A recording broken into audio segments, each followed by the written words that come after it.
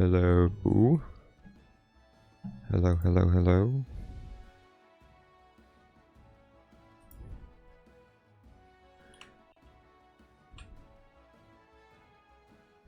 How's it going?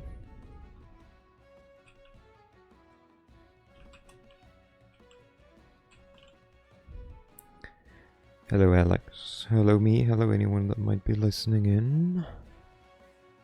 I hope you're ready. I was just like, I could get a snack, and I was like, are you stupid? I'm about to read.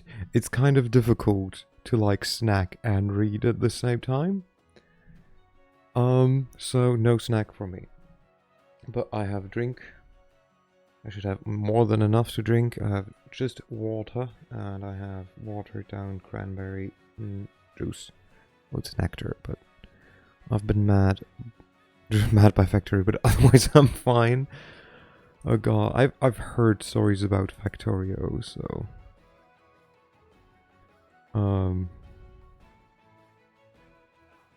I mean, good luck. I feel especially once you go into like any type of mods or something, it becomes even crazier. Which luckily,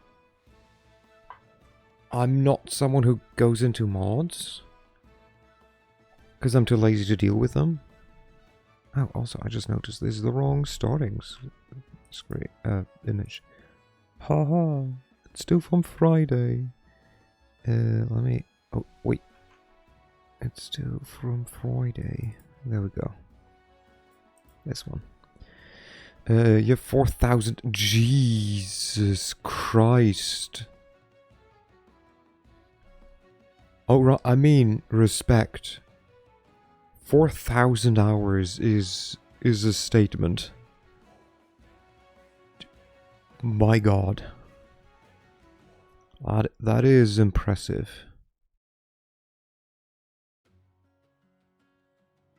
I don't think I have any game like that. Let me see. Games by playtime. Now I'm intrigued. All game. Oh, sort by hours played. Yeah, nah. The closest in hours to that I have is like an idle game. And then the next one after like is like Dota 2 with like 640 hours, and then Wrath of the Righteous with 565. How is that? Wait, what? Oh, the first number is different. So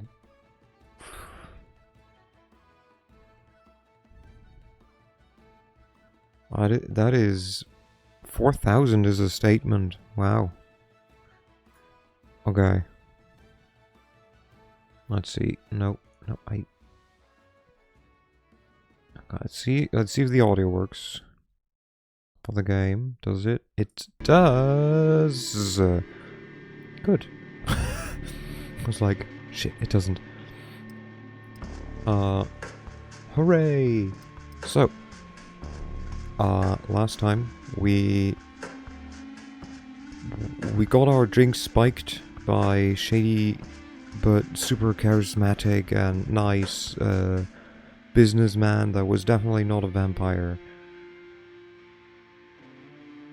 who I don't know if the scene with which we started was like about us or if it was about them. Like, you know, if it was a like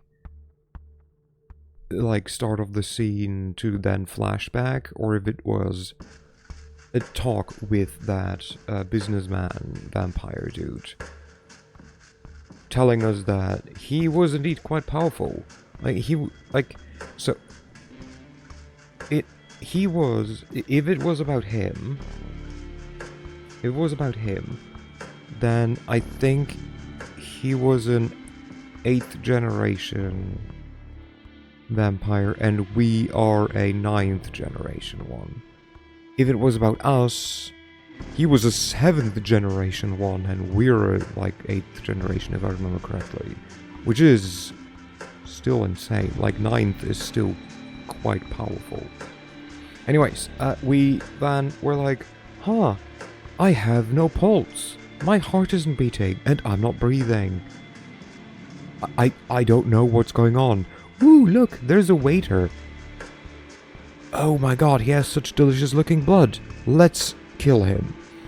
And by that I mean let's basically drink him dry.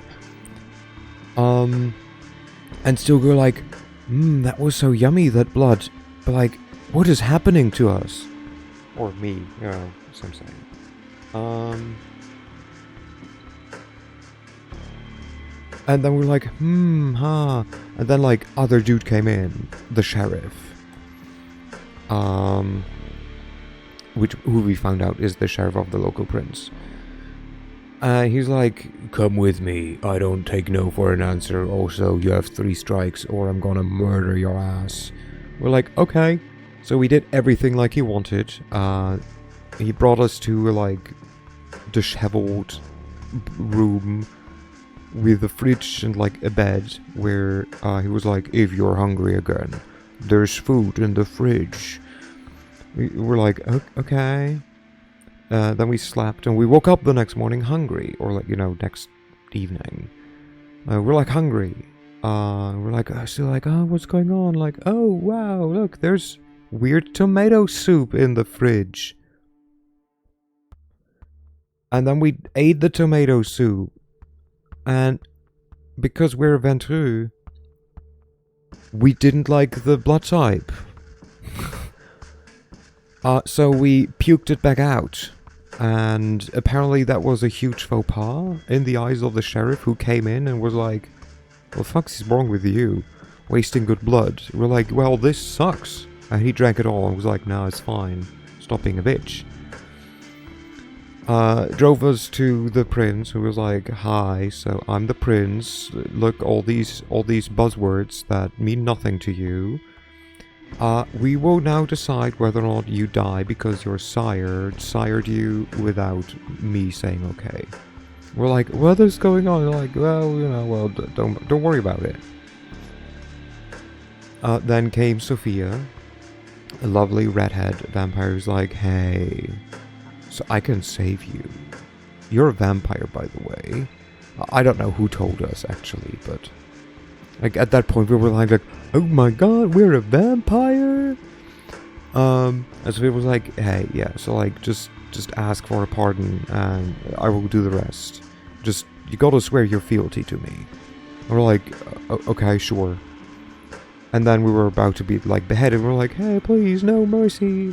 It's like, yes, actually, can I just take her under my wing and like I'll teach her everything, but also I want to have the right to just murder her ass. By the way, we're playing Karen, like a businesswoman, so that's why her ass. And the prince was like, yeah, okay, I guess.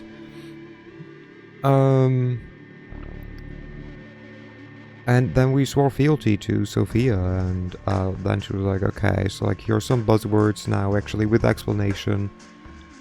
Also, here, look, let's find out what blood you like. And we like did some wine testing stuff with blood, and found out it's like basically middle class, like lower middle class people probably, or like maybe man.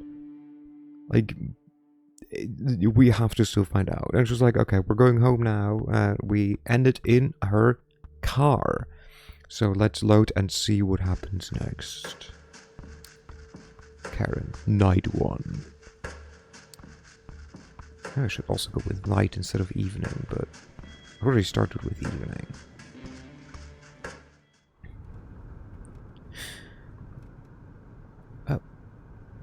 Sophie? What did I say? Did I say Sophia?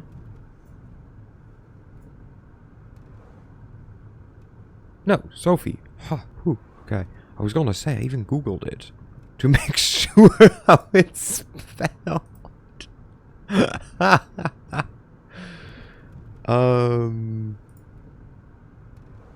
But yeah.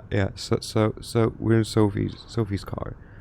Boop. Okay, there we go. Sophie leads you to a luxurious silver Rolls Royce and invites you to sit in the back. The chauffeur, a broad-shouldered, clean-shaven, middle-aged guy, starts driving.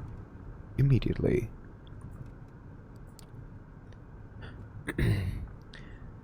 Where did we leave off? I believe I started telling you a bit more about our customs.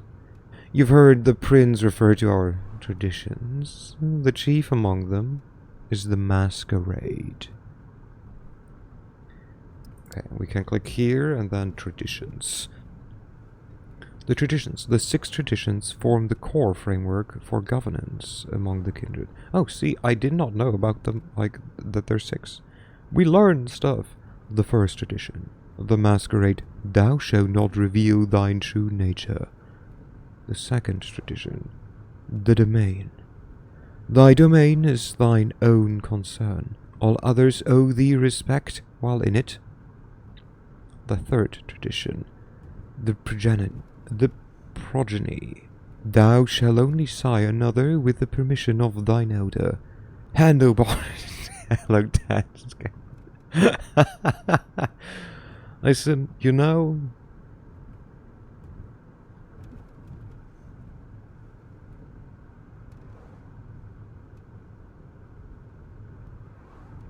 handlebars can also be used by bottoms, just saying.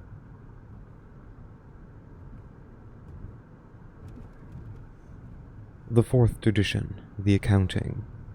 Those thou create are thine own children. Powers of being sweet. I mean, same, yeah. Is true. You know, it also gives more flexibility. Their sins are thine to endure. The fifth tradition.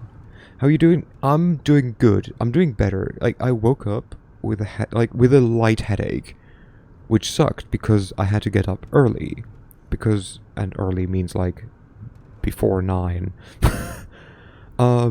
Because we went to my sister to have like kind of breakfast, kind of brunch, over at her place because it was my niece's and mine birthday at the beginning of the week. So I had to get up early and was like, I don't really, I feel like shit. I feel like, do you know those mornings where you wake up and you feel like a truck just ran you over multiple times? That's how I felt this morning. Then I took a quick shower and we went, I helped a bit, setting up, then we had breakfast. The whole time through, I had this light headache. I was kind of feeling bad.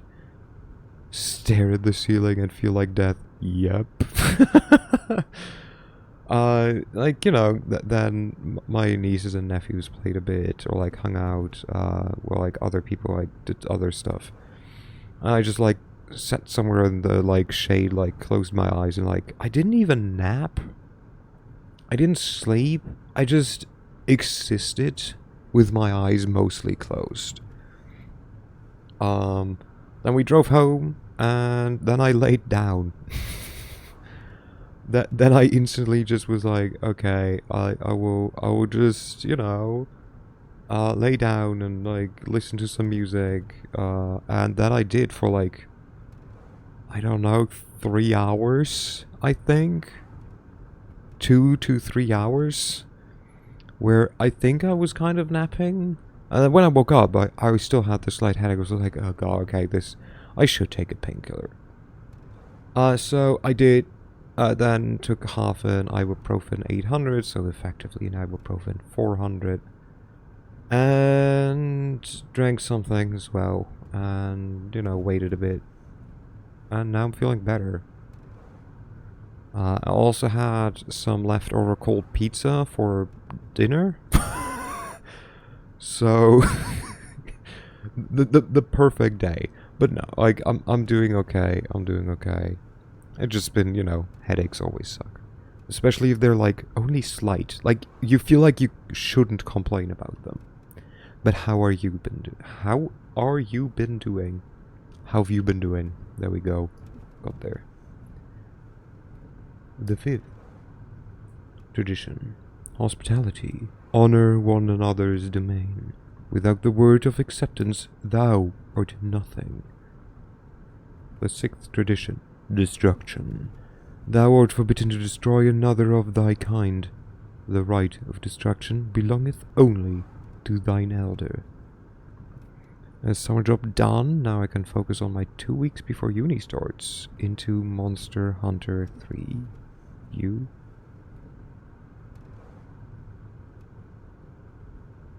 First of, congratulations on getting your summer job done. And good luck focusing on Monster. What is 3U? Or is it just Monster Hunter 3 and then I don't know where the U comes from. But sounds like a plan. 3 Ultimate. A classic title. Okay. See, I played one Monster Hunter for like 3 hours alone, and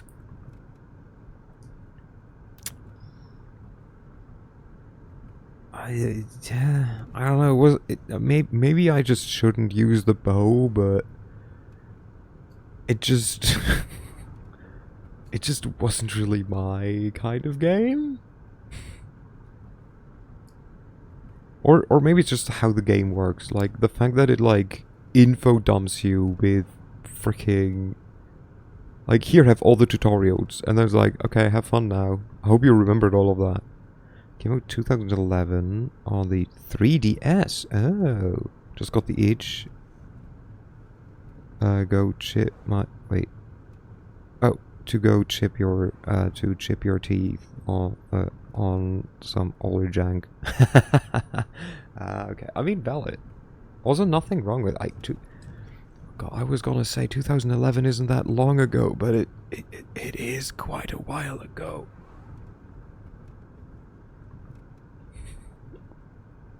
It is quite a bit ago.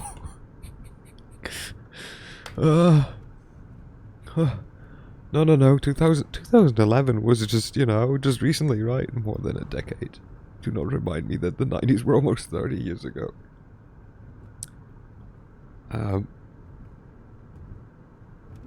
Yeah.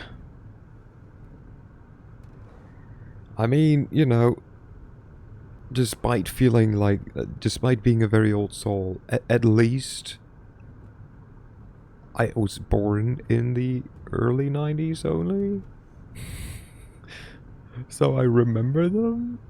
But, like, I'm still part of the, like, people who are like, oh, you were born in, like, 2000. Oh, you're a baby. Wait, what do you mean you're above 18? Which was weird, because, my ex was born in 2000. Oops. It still felt weird. Anyways, let's keep reading. Which, by the way, I don't mind being distracted. This is like casual. Or as you might have gathered from us assembling at a niche gallery after closing time, our comings, goings, and doings tend to be somewhat secretive. Wait, every year it hurts to say out loud the age group that can drink legally. No way, people born in 2007 should be able to drink, right? Oh God. Oh. Jesus. Yeah, no, that doesn't feel right. Nah, that doesn't feel right. Oh God. Yeah, nah.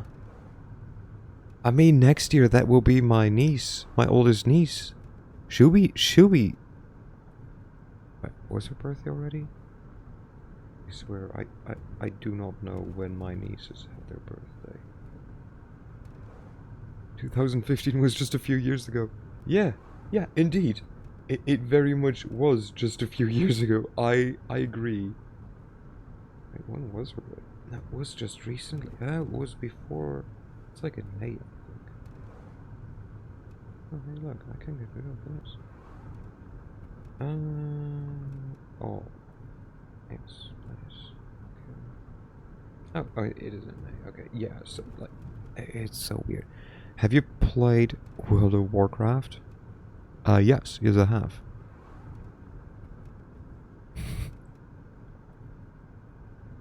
I think the first time I played it was around the time Wrath of the Lich King came out.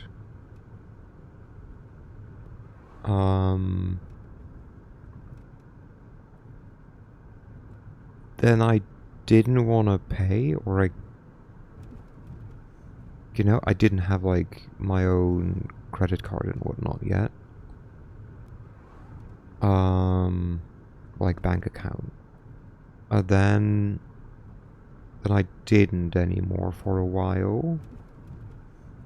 Then I played a bit in between on private servers and just fucked around a bit there. And then I had some years, like in my 20s or something, like mid 20s, I think, where I played like quite actively. WoW. I mean, it's fun if you don't take it too serious, in my opinion. Like, I never did like any of the late game content. But yeah, I played WoW. We do not advertise our existence. We allow myths and modern fiction to morph and muddle the facts, so that the vast majority of kind remain bedtime stories and pop culture icons. Yeah, and still we were not aware, apparently, that we could be a vampire. Kind, a term for mortals. Largely contemptuous. The phrase kindred and kind refers to the world at large. Everything. But yeah, 2015 was just last, I mean, it's wild, because for me, I was in Finland from 2016 to 2017 as an exchange student. And I've started working 2017. It doesn't feel like it's been 8 years since then. No, fuck, it's more. It's 10 years. No, it's 8. It's 8. I did the math right. I was like, shit, wait, when did the other 2 years pass? No, okay. Oh, I just gave myself a heart attack. Say, is that one television show about a vampire angel still popular? Jeez. It was like, wait, 50. I was not sure which year we were in right now and which year I was talking about. So, you shake your head in confusion. She shrugs and continues talking, looking a little bit more dejected than before. The first time my back locked out because of sleeping wrong, I felt true dread. So, I did the thing a couple of years ago by now, where I got myself a new mattress. I decided for myself, I need a new mattress. Because my mattress had like one of those lovely, you always sleep in this spot hole. And I've had it since I was like a child, or like, a teenager. So, it was old. So I got myself a mattress that's like, works wonders for me. It's like the right, or like that works for me. It's like the right, like hardness, it like doesn't give in, it like is great. The first nights, I had back pain. My yellow pillow wasn't always yellow. Yes, same. So, and I was like, oh fuck. I was like, no, it's because my back is like actually getting in the position that it's supposed to be in when you sleep, and not like doing a like wee, like it doesn't form a like valley. And since then, it's almost impossible for me to sleep on 2 soft beds. I've had it year after year, or like 3 years or so in a row, that I went with friends to Denmark on vacation. And for some reason they have the most softest beds ever. I was in pain. I didn't sleep well. My back hurt every morning. I think one year I decided to sleep in a beanbag instead, like one of those giant beanbags, because that was better for my back. And the last time I went, the house had a reading nook where you could like lay in like fully. And it had like a very thin mattress.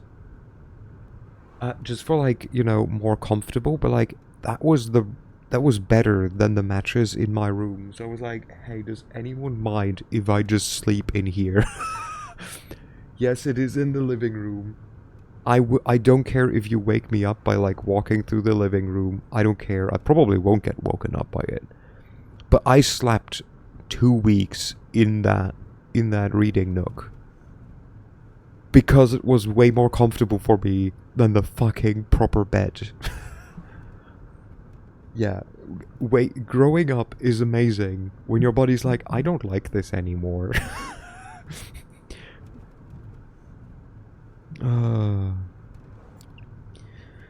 Our clandestine ways help us remain safe, allow us to explain away the occasional trip up to the rational minds of 21st century humanity, and dictate much of our interactions with mortals. Wait, what? Our clandestine way help us remain safe, allow us to explain away the occasional trip up to the rational okay. Okay.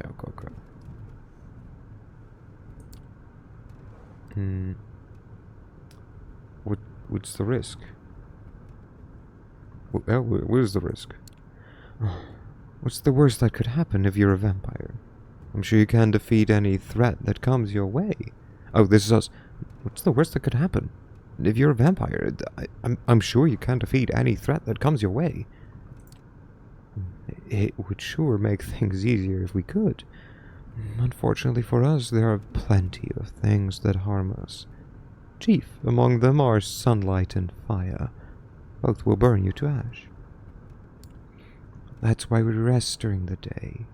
You felt it, I'm sure, that it's more like being dead than being dormant. But we have no choice. We are night dwellers, but day sleepers. Some more folk-oriented threats are just legends, or occasionally a minor nuisance. Garlic, running water, even religious symbols don't repel us, unless the wielder is uniquely pure and godly. Stakes through the heart, though, that's something to avoid. They do not destroy, but they do paralyze, which, under the right circumstances, can often be the same thing. That's the reason to have somebody like my trusted driver, Gregory, making sure you're safe when you drift away. Oh, like my trusted driver, Gregory, making sure you're safe when you drift away. We have many enemies, and they often know their advantage lies within daylight. How can you trust your driver? Your driver must know who he works for, right? I mean, he's right there. Surely he can hear everything we're saying. How can you trust him to keep your secrets? His loyalty is assured by partaking of my blood. But his loyalty extends beyond just his dependency, as I'm sure he'll be happy to tell you if you ask. It is a nice change of pace. Our little sect supplies social interactions aplenty, but it doesn't really encourage counting on someone. Support given in exchange for favors. Yes, what's more like it? A sect, a group of vampires arguably united under a common philosophy. The two most widely known sects currently populate the night are the Camarilla and the Anarch movement. What about... What? What about the I keep forgetting their name. The Sabbat. Isn't that also a sect, technically? Like, kind of. Well. We don't know about them yet, I guess.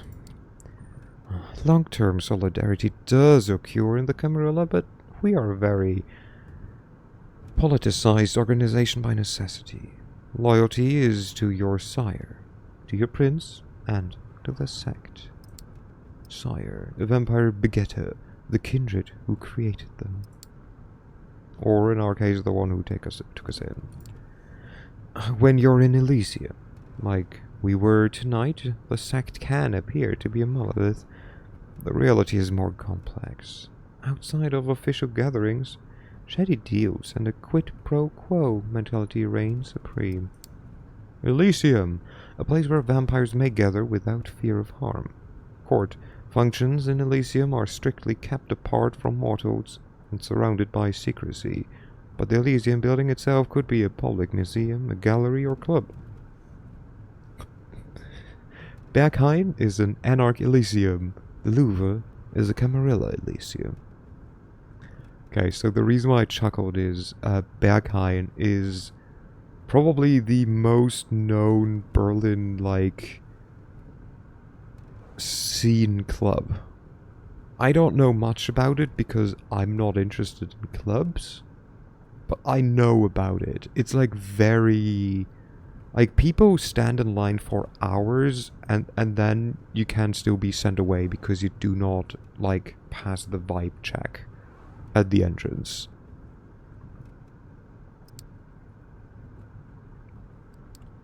She seems to be lost in thought and falls silent for a while, leaving you to ponder all the things you've learned tonight. It still feels absolutely unreal, but as piece after piece of knowledge falls into place, the image becomes almost like an entirely logical jigsaw puzzle. Whatever you wouldn't believe on your own, you've witnessed.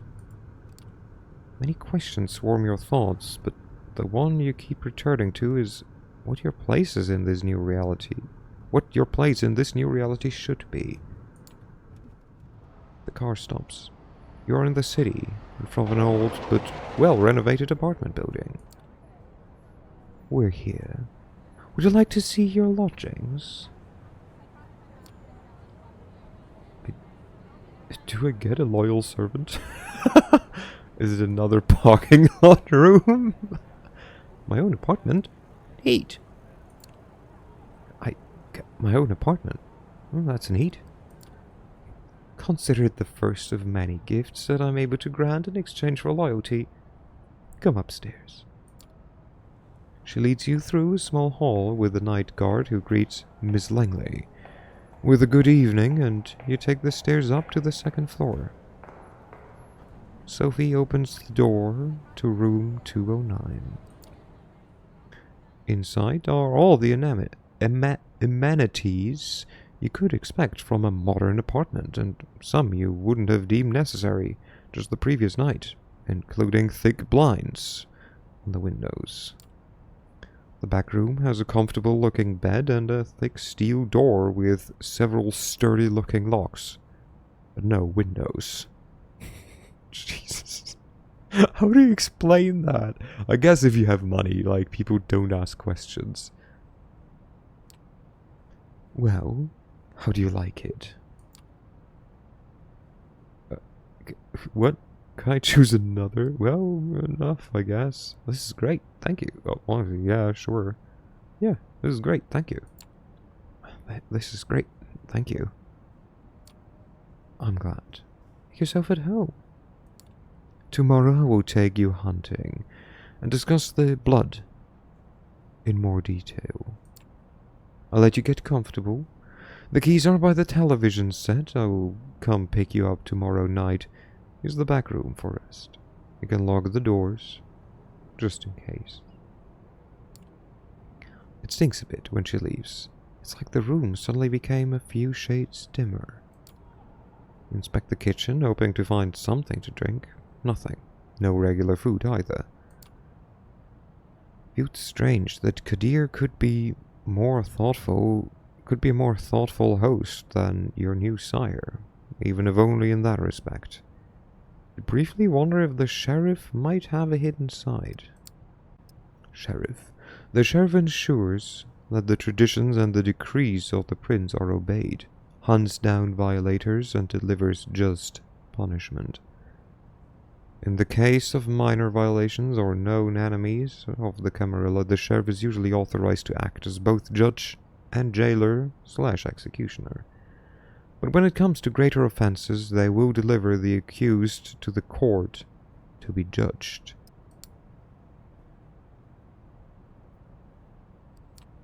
With nothing left to do, you lie on the couch with the TV playing in the background for company.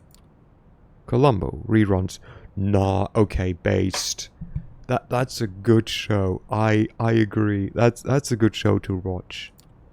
Kojak reruns. Never watched Kojak. President of the United States got himself into serious trouble again.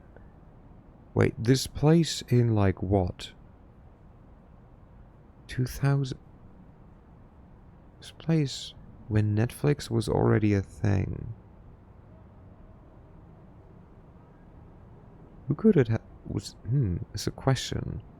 Was this the first Trump era? I think this was the first Trump era, to be honest. Maybe. Because I feel like that doesn't quite work for... Well, Netflix has been around since... No way, what? How has it been around since 1997? Excuse me? Why did no one know of it before? Huh?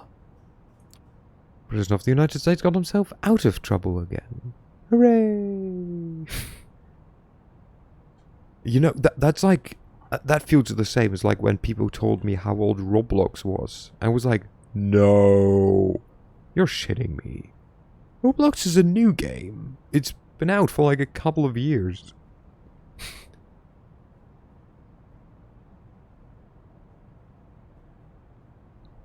Because I've never heard of it before. Like at all.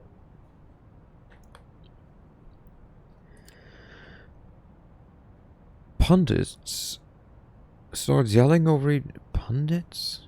Sure. Pundits yell over each other, start yelling over each other about things that seemed a little less insignificant just 2 days ago.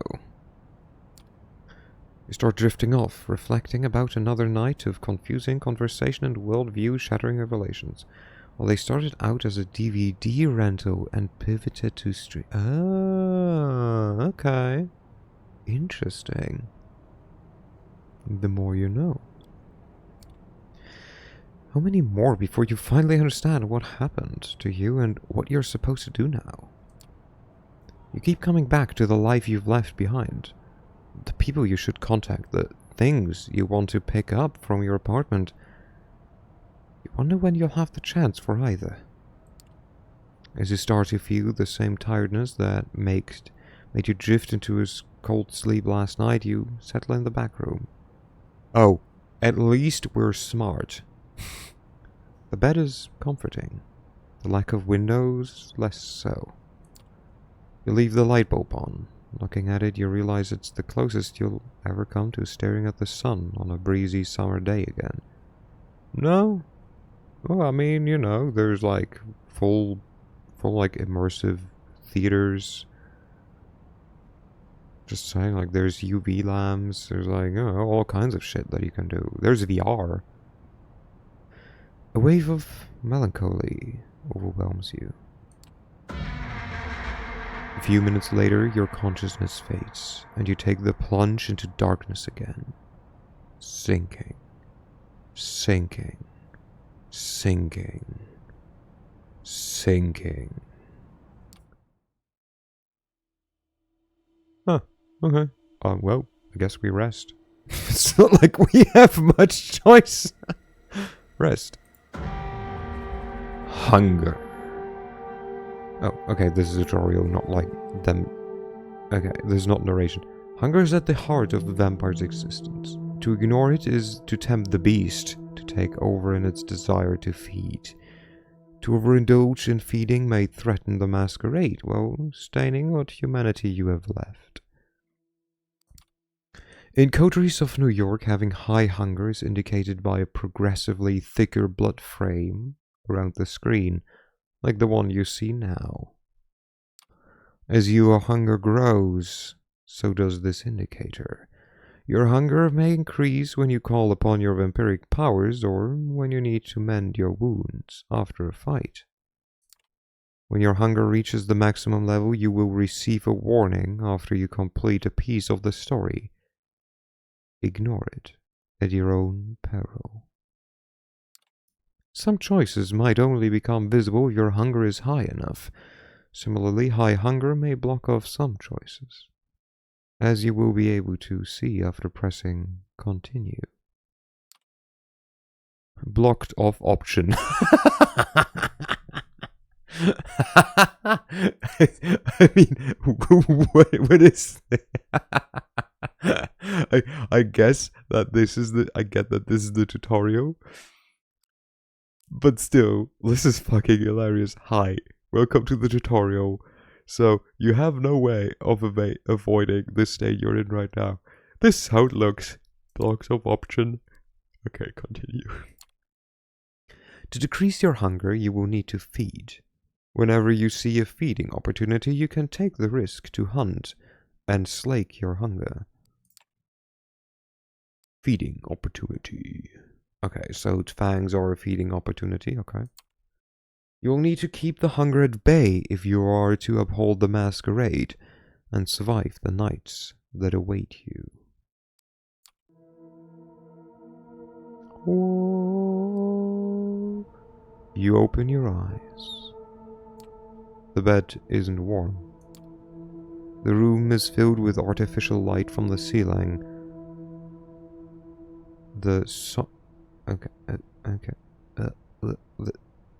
That's a D. The solid metal door is closed.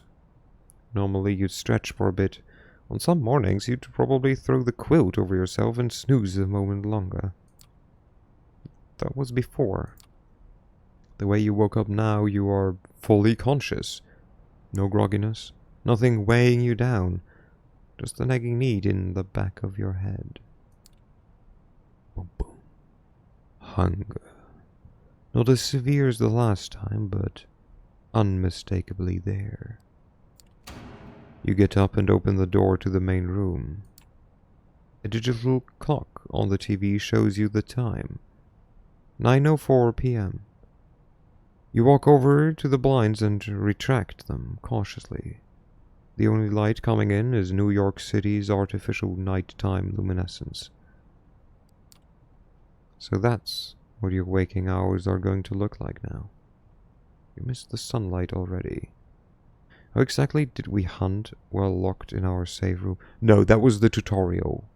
It just showed us, like, this is how the option will look if you have a hunt opportunity. Which is why I was confused the first time, because it was like, it looked like actual dialogue, but it was just the tutorial how it looked. Yeah, we didn't hunt yet. We will go hunting with Sophie this night, is what she promised us. You're seriously considering just walking out of the apartment and figuring this all out by yourself. But then you come back to the memory of Kadir's exotic sword being raised in the gallery. Maybe sticking around isn't that bad of an idea after all. You keep jumping channels for around half an hour and then switch to streaming services. Almost as if the universe had a sense of irony, you catch True Blood in the flood of recommendations. Did we put on some new clothes, at least? Or are we still in the same underwear and clothes from like 3 days ago? Especially with the puked up blood on the dress. The doorbell rings. It's Sophie. Good evening, Karen. Slept well. Like a dead man. Like a dead man. Curious wording, but not that far from the truth. I suppose? No use dwelling on it. I think you will agree with time. You made the right choice yesterday. I can teach you many things about yourselves. Your blood, its desires and its power. We will begin tonight. You're hungry, yes. I'm sure you are. Our kind always is. There's only one remedy. The blood. The drinks we had yesterday at Elysium are not the usual way you slake your thirst. So tonight I will assist you in your first foray into hunting. You need to learn to sense the kind of blood you desire, to understand how you can use the kind's vulnerability to your advantage.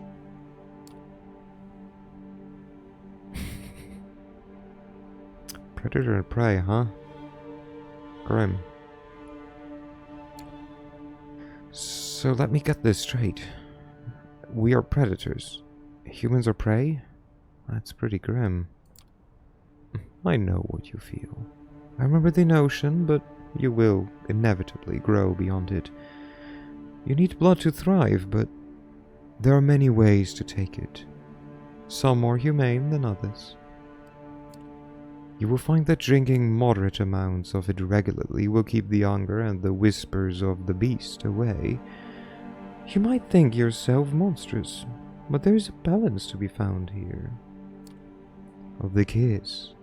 Give it the kind pleasure. You might remember this from your own embrace. Some can even become addicted to the sensation, but if you do it right, they tend to misremember your feeding. The kiss. An act of drinking blood, usually from a mortal.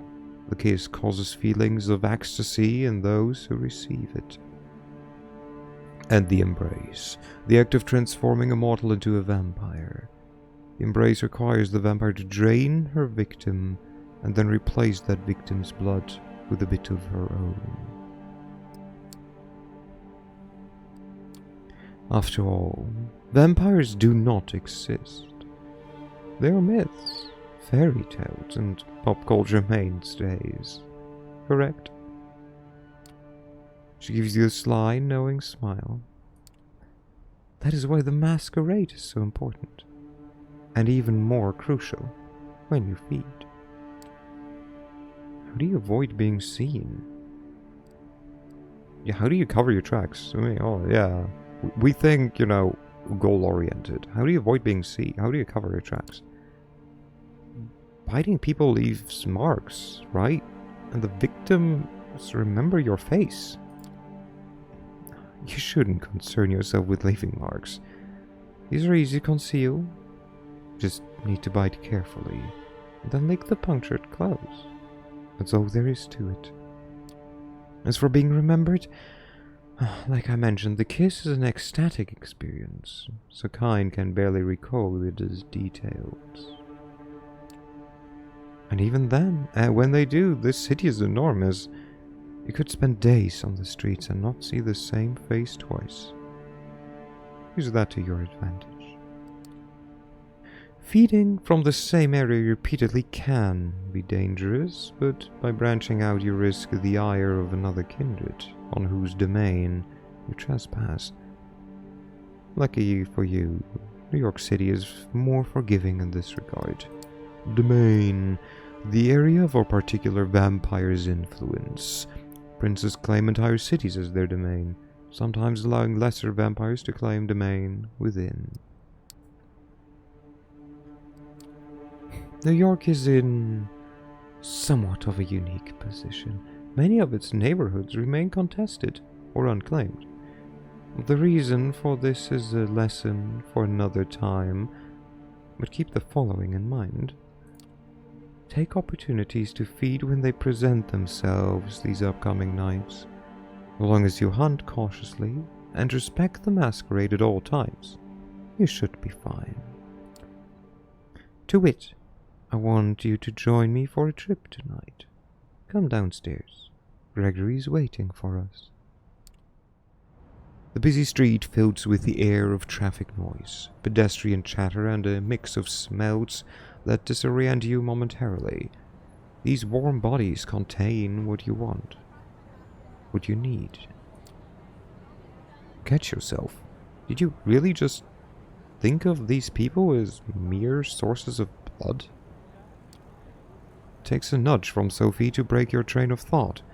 The driver opens the door for her and then tips his head to you, gesturing to the back of the car. The car casually joins the somewhat thin New York traffic. It's still busy in a way that only one of the biggest cities in the world can be, but compared to the daytime commute, it's a pleasant drive. You barely have the time to gather your thoughts and formulate new questions before the car comes to a stop. Give me 1 second.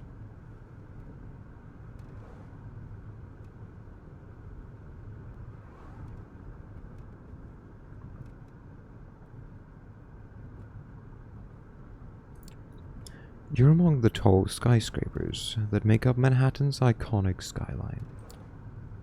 Come, Karen. Park the car, Gregory, will you? The driver just nods and Sophie gets out. You join her, and the two of you walk through the glass doors together, then take the elevator up. You first notice an empty stage with the instruments of a string quartet still in the back. Then take in the few dozen chairs in front of it. The concert seeming concluded, the patrons, all smartly dressed and posh, have spread out all over the hall. Again, did we gain new clothes? Because we have a blood puke stain on our dress, if not, which I feel these patrons would notice.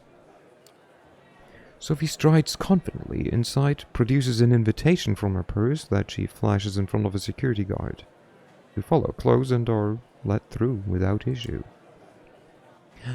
Let's start easy. A social setting is like this one would usually provide quite challenging to an inexperienced kindred.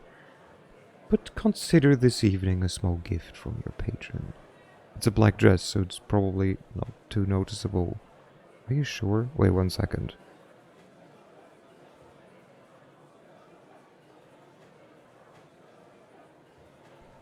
I feel you would still see a, like, blood puke stain on a black dress.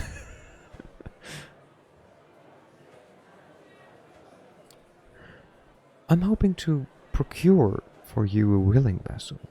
Just remember what I told you about taking small sips. This one I have a soft spot for. Don't damage her. Oh, maybe it's also women. Now, let's see here. Oh, never mind. Sword. Wait. Huh? Don't damage her. Ah, there he is. If this was any other like if this was German, I could make sense, but like these are two different genders in English. Well, let's find out, I guess, if it's a he or she.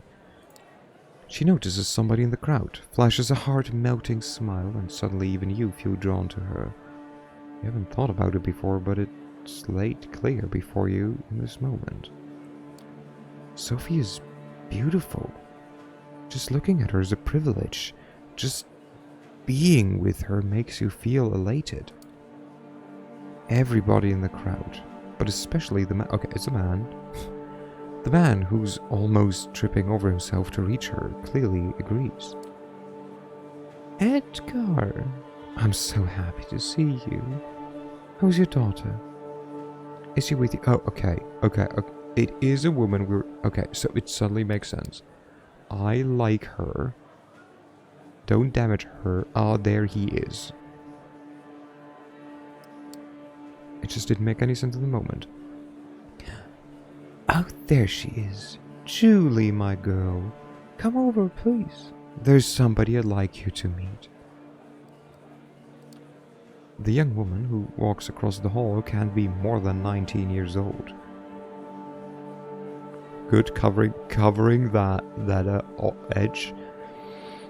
It's clear from her mismatched earrings and her partially faded purple hair dye that she doesn't fit this crowd. Julie, this is Karen. I think the two of you should get acquainted while I talk business with your dad.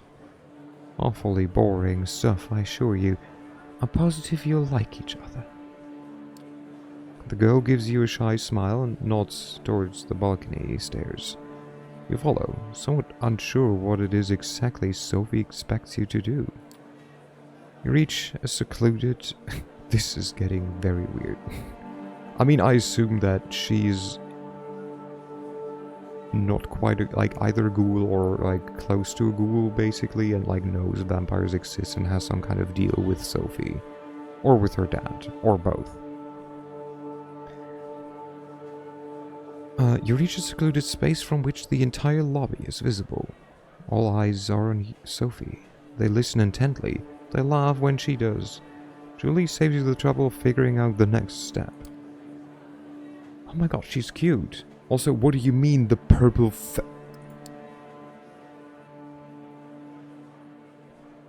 partially faded purple hair dye?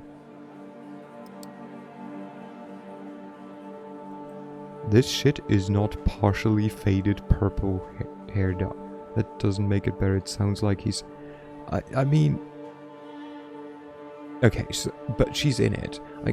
We don't know the details, but yeah, it could be potentially weird. Or she's in on it. Who knows? Anyway, she's cute. That's very adorable. If you're with Sophie, then I guess you're I mean that you... Oh no, shit, we said... Oh god, we said we pronounced ... If you're with Sophie, then... I guess you're I mean that you... You know... She puts her wrist on her lips and gives herself a theatrical nip. Then looks at you, embarrassed, but also hopeful. Embarrassed, but also hopeful.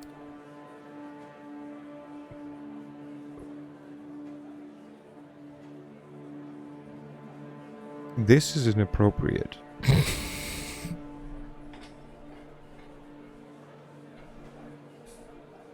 Also, do not judge.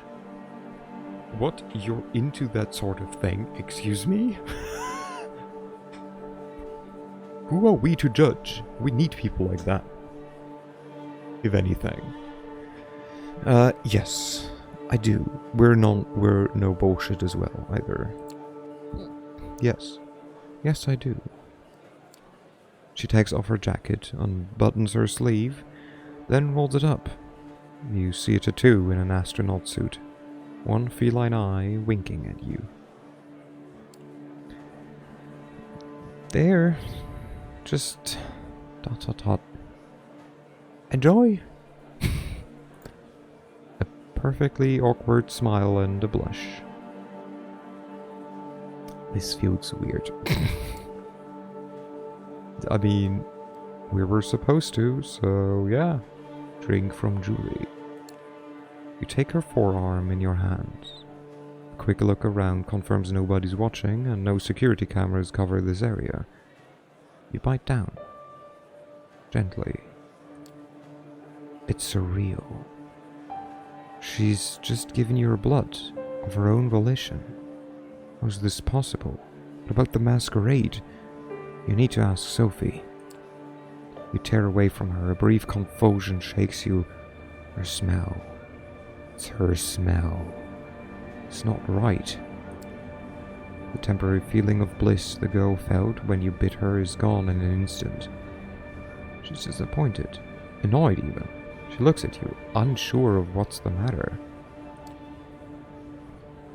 Come back. Please. Just... Have some more. Just a little bit more? The very thought makes you want to throw up what little of her blood you've tasted. You shake your head.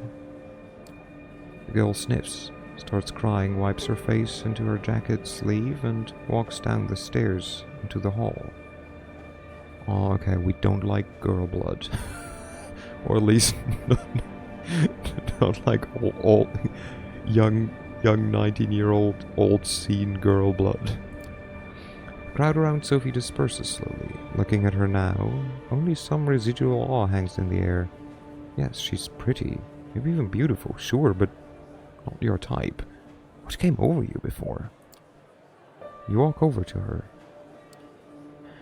Edgar, dear, it was splendid talking to you, but we need to get going. Give Julie my best wishes. Come with, Karen. Gregu's waiting for you out front. It's only in the car that Sophie addresses you. So, how did it go? I tried, but... I tried, but... I couldn't do it. Couldn't stand the smell or the taste. Curious. I consider Julie's blood to have one of the most exquisite and unique bouquets in the city. And trust me, I've refined taste. She almost sounds like she's offended. Oh well. If at first you don't succeed, perhaps you need a change of pace. Time for the next stop. Training wheels off this time. Gregory, Flushing Meadows, please. The driver takes the car over to Williamsburg Bridge. You settle your thoughts. What did you do to the people back there? Well, yeah, I think that's more interesting. Those people back at the hall, they were all entranced. Even I was under your spell. What was that? She smells with satisfaction. Wait, it feels like we are getting locked out of some options here because we picked Ventru. I would assume as much. But I'm also not sure whether or not Sophie is the one picking you up if you are Brua or Toreador. Because she seems quite obviously also a Ventru. So I feel maybe someone else would take care of you in that case. But I'm not sure. Isn't she the one on the cover? I think so. Like, that's why I'm not sure, right? Like, it could be that she's always the one taking care of us. But I mean, this is also partially her being like, hey, like, well, let's find out what you actually like. That's why you can replay the game. That old trick. Just the blood doing my bidding. We all have our talents. Some of them come from the legacy we inherit from our sire. Others can be learned with experience. I can sway people or make them fear me. I see more of the world and in greater detail than on some kindred. I can will my body to move with unparalleled precision and grace. ... and more. All of these skills make me who I am. They also help me hunt.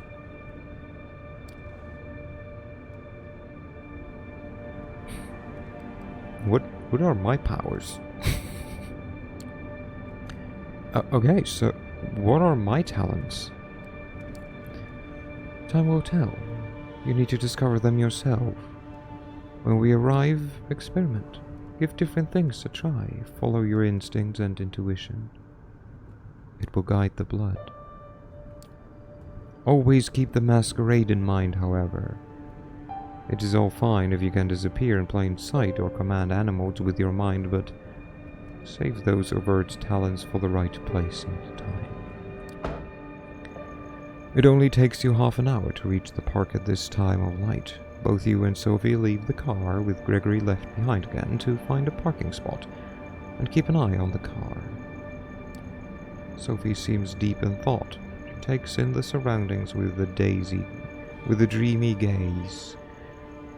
The sky is surprisingly clear tonight, the stars just barely visible in the light-polluted aura of the city. I feel like having a snack myself. I'll be by the fountain. Go, look for somebody to your liking. See what effects you can achieve with your blood. But only pick one victim. Just one. Then come back. Seeing how she seems not altogether here right now, you decide to leave Sophie to her own devices and seek out your prey. From here it looks like you have a few choices. Just taking a stroll around the park and finding an isolated jogger or someone like them could work, but focusing on one area might work better. The New York State Pavilion might work as a secluded spot. There's a skate park nearby, and worst case scenario, there's bound to be some unfortunate wino around. Or maybe the tennis court nearby. There's light coming from there, so somebody might still be playing a late night match. They won't be alone, but they might be tired and let their guard down. As these scenarios play out in your mind, you realize you're planning how to assault a stranger in the middle of the night.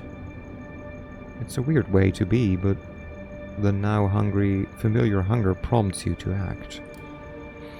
Ooh, okay. Shit, what do we remember about our preference? Can I go that far back? How far can we go back? Okay, only to the start of the day. What is the best? Decrepit Pavilion, I feel, is where you find, like, weird rebel people. Search for a victim around the park. That might be it, because tennis court seems too risky. I feel tennis court seems too risky. Let's search for a victim around the park. You start walking. The park's many avenues must hold a good spot or two for a predator like yourself. You pass 2 soccer fields and circle around where the Fountain of the Planets once awed visitors with its spectacle before coming across an opportunity. A woman, small duffel bag on her arm, is making her way through the park in a hurry. She doesn't seem to have noticed you yet.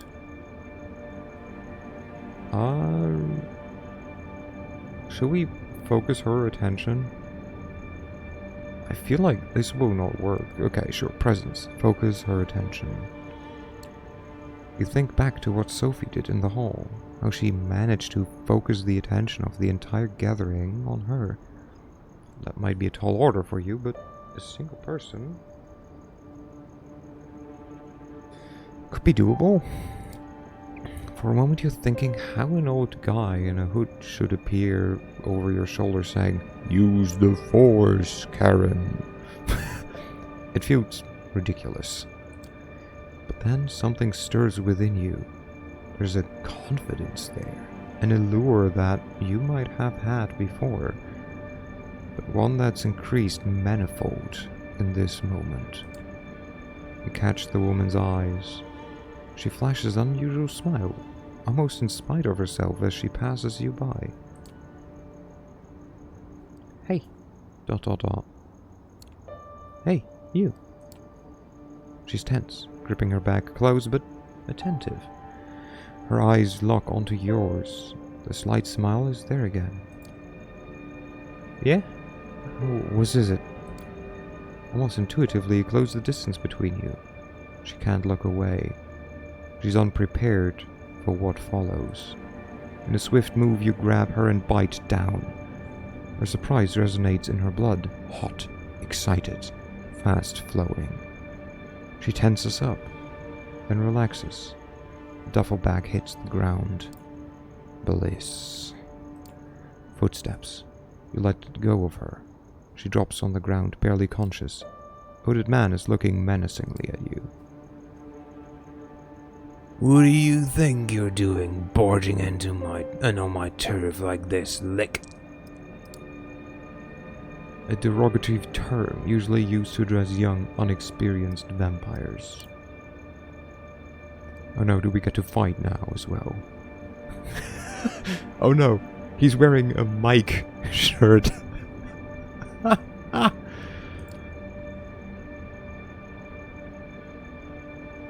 Like, what kind of slurs is that? What did you call me? A lick? What is that supposed to mean? Don't be cute with me.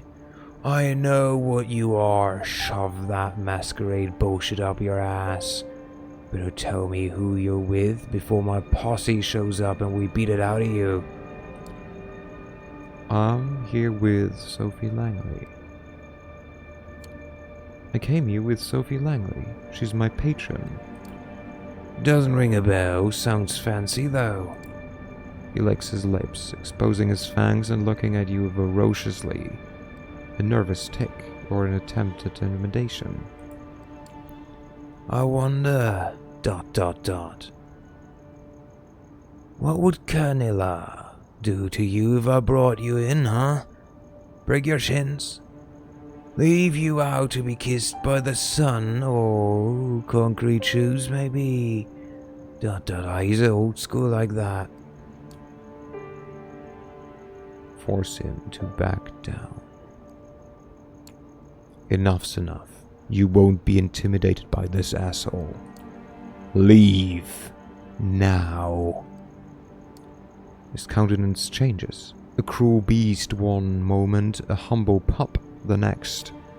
He walks away. Just like that. How did you do it? Not wishing to tempt fate any further, you turn to the Unisphere, looking back over your shoulder. We did not lick the lady that we bit. Oh my god. To make sure you're not being followed. Two figures are visible near the sculpture, a man and a woman, tangled in a passionate embrace. ... No, not exactly. It's Sophie, feeding, but this whole scene is set up so it looks like a couple getting intimate in public. She pulls it off like she's done it 100 times before. She definitely did. It occurs to you that she probably has, indeed. The man is unsure on his feet and as she let go of him and leads him towards a nearby bench. Noticing you, she whispers something into his ear and leaves him. A driver appears from behind a tree. Peeping Tom. Well, Karen, how did it go? You're about to answer when the same figure as before emerges from one of the alleys. He looks at the three of you, and a predatory smile creeps onto his lips. You're screwed, dumb fuck. You think you can mess with my head and get away with it? Think you'll be safe with your friends? Well, I have friends too, ... He makes a motion to shout, but two things happen almost at the same time. First, that feeling of warmth and beauty emanating from Sophie flares up again, entrancing both you and the hooded thug. His shout comes out as a weak, confused squeak like, "Eh?" Second, Gregory produces a wooden stake from a holster under his jacket and slams it into the thug's chest. Just like that, in a few seconds, the posturing vampire is down on the ground, paralyzed. I see you've made a friend, Karen. Curious choice of company, I would say. Who is he? He mentioned a Callahan? He said something about presenting me to somebody named Callahan. Ever heard of him? She looks shocked for a split second, then recovers her regular countenance. Yes, I have. This hoodlum is Anarch, then? Curious. Corona Park has not been claimed by any kindred last I checked. Anarch. A vampire sect that opposes the tyranny of elders and has placed itself outside the secret society of the Camarilla. Let's go to the car. We'll put him in the trunk and present him to Kadir tomorrow night. I'm sure he'll be delighted to make this unbound acquaintance. Gregory carries the staked vampire and dumps him in the car's trunk, like a mannequin. It's a strange sight, and you're quite happy you're not in that poor fucker's shoes right now. It's almost surprising that you can get away with just casually throwing a stiff into your car and driving away, but then you remember that Sophie has been doing this far longer than you have. Also, I love how we fed and we're still fucking hungry. Still, the nagging thought that anything you did tonight could have been recorded on a CCTV camera or picked up by a rando with a half-decent smartphone and streamed online fills you with dread. Hunting and using your abilities is a dangerous business. It's clear that this whole being a vampire thing has about as many caveats as it has perks. You're taken out of your headspace by Sophie's voice. I will pick you up tomorrow night. Same as tonight. I have some business to tend to at Elysium, and I expect you to accompany me. Plus, our friend in the back needs to be properly introduced to Kadir and the prince. I'm sure he'll have some interesting things to say to the court. Court, the social system of a city's kindred, resembling the feudal system of mortals. At the top is the prince, below them the members of the Primogen Council. Order in the domain is maintained by a sheriff. The gatherings are organized in secret sanctuaries known as Elysium. It's Elysiums.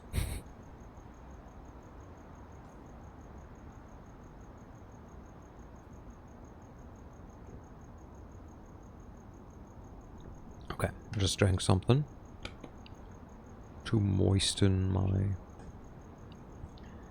my throat a bit. Her voice is cold, cruel, and nothing like the enchanting personality she showed at the gallery earlier tonight. Sophie is clearly a woman of many faces.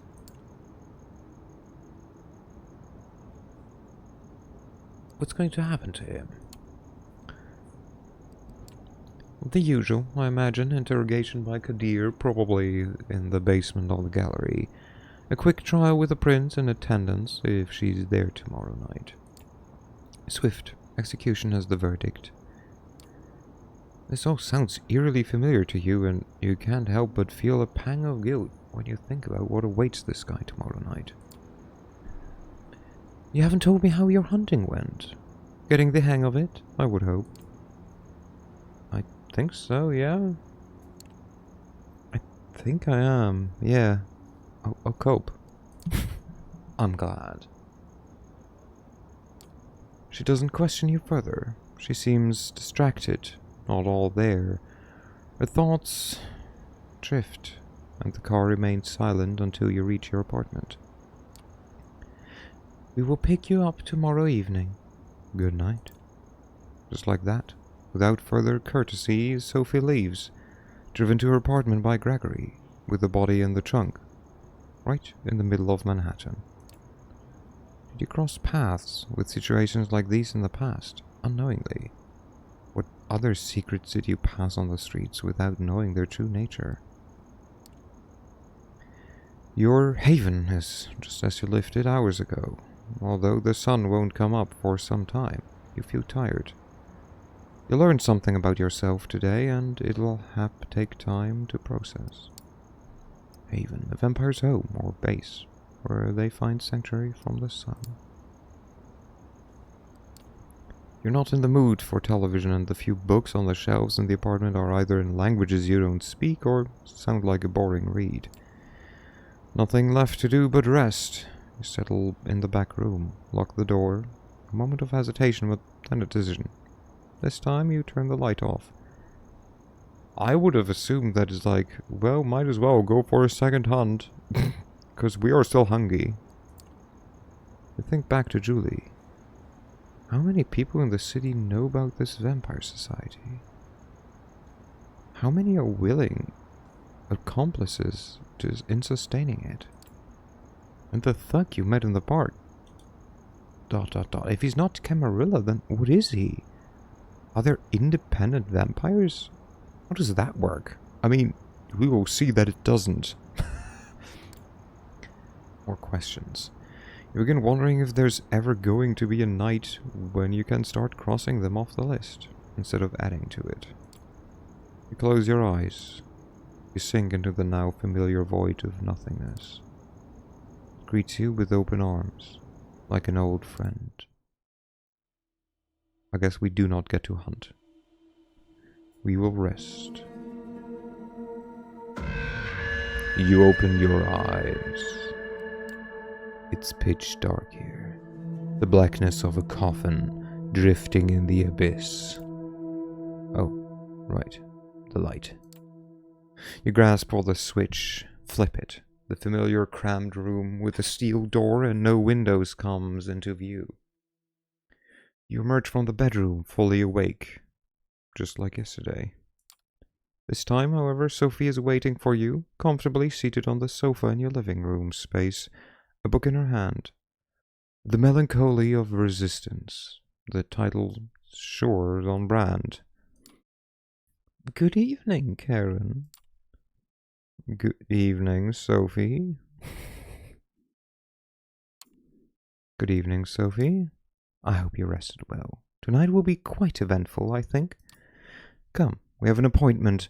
I received word Elysium would be calling again tonight on account of your unruly friend from Corona Park. This should be a great opportunity for you to mingle. She keeps talking to you as you walk downstairs and get to the car. Gregory gives you a slight nod and a small smile while opening the door for Sophie. He starts the car when you take your seat in the back. Most of the Primogen Council's bound to be there. Most of the Primogen Council's bound to be there, at least those who usually attend. Probably some other important personalities you'll do well to at least learn about. Primogen Council. The Primogen Council represents the interests of the local kindred and advises the prince on matters of law and rule. Traditionally, it consists of representatives from each of the most prominent clans or factions in the domain, naturally favoring those of the Camarilla, though outsiders are allowed to report any issues to a Primogen not of their own clan. Primogen are often elders, but despite the term Primogen means the firstborn, there are no rules in place that this is how it must be. In fact, during the last few decades, more and more councils have seen drastic changes to their structure. Okay, good to know. How should I carry myself when inside? Important.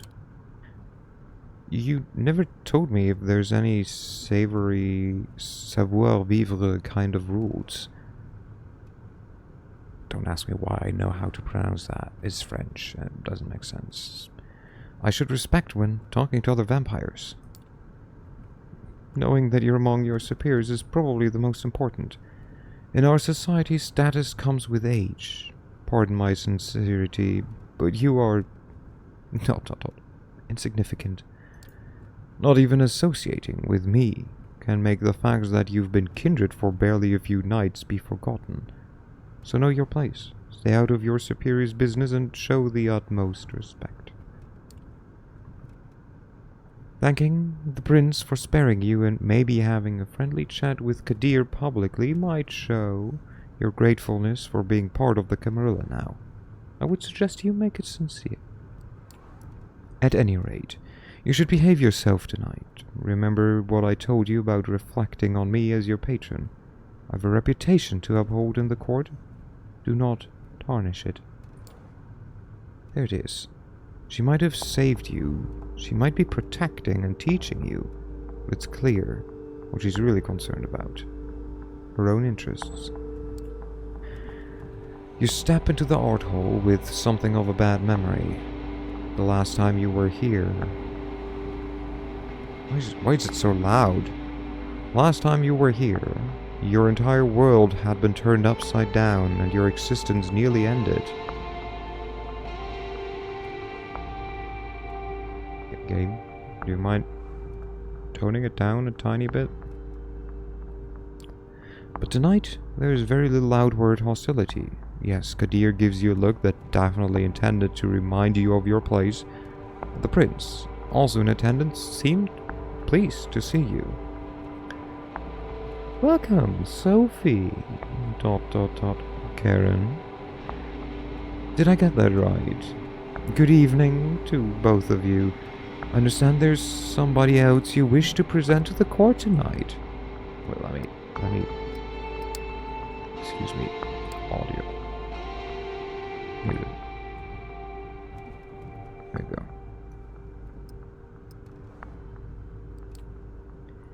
Yes, Prince. They will be joining us shortly. My assistant is retrieving them presently. God, okay, I gave him a very specific accent. This better be worth the prince's time, Langley. I think it was something like that. The prince gives Kadir a cold glance. Forgive the sheriff's harshness. He's in a particularly foul mood tonight. Something to do with Karen's begetter eluding his grasp, I believe. Ouch. That must have hurt his ego, even if only replies a crooked smile. The mention of your sire makes you grit your teeth in anger, asshole. Settling you with a curse that cut you off your career, cheated you out of your ambitions, offering little in return so far. Remind yourself that defeatism will get you nowhere. Mindfulness, the here and now. This is an opportunity. You will make the most of it, if only to spite everyone who doubts your true worth. The flaring up of whispers in the gallery hall breaks you out of your thoughts. Gregory enters the room. The jumpsuit-clad, inert vampire still staked to on his shoulder.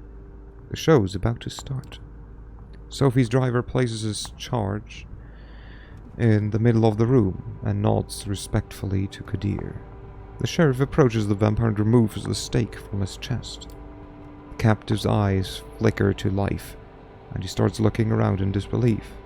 Like a cornered animal, he backs out on all fours, keeps going in circles until he realizes he's trapped.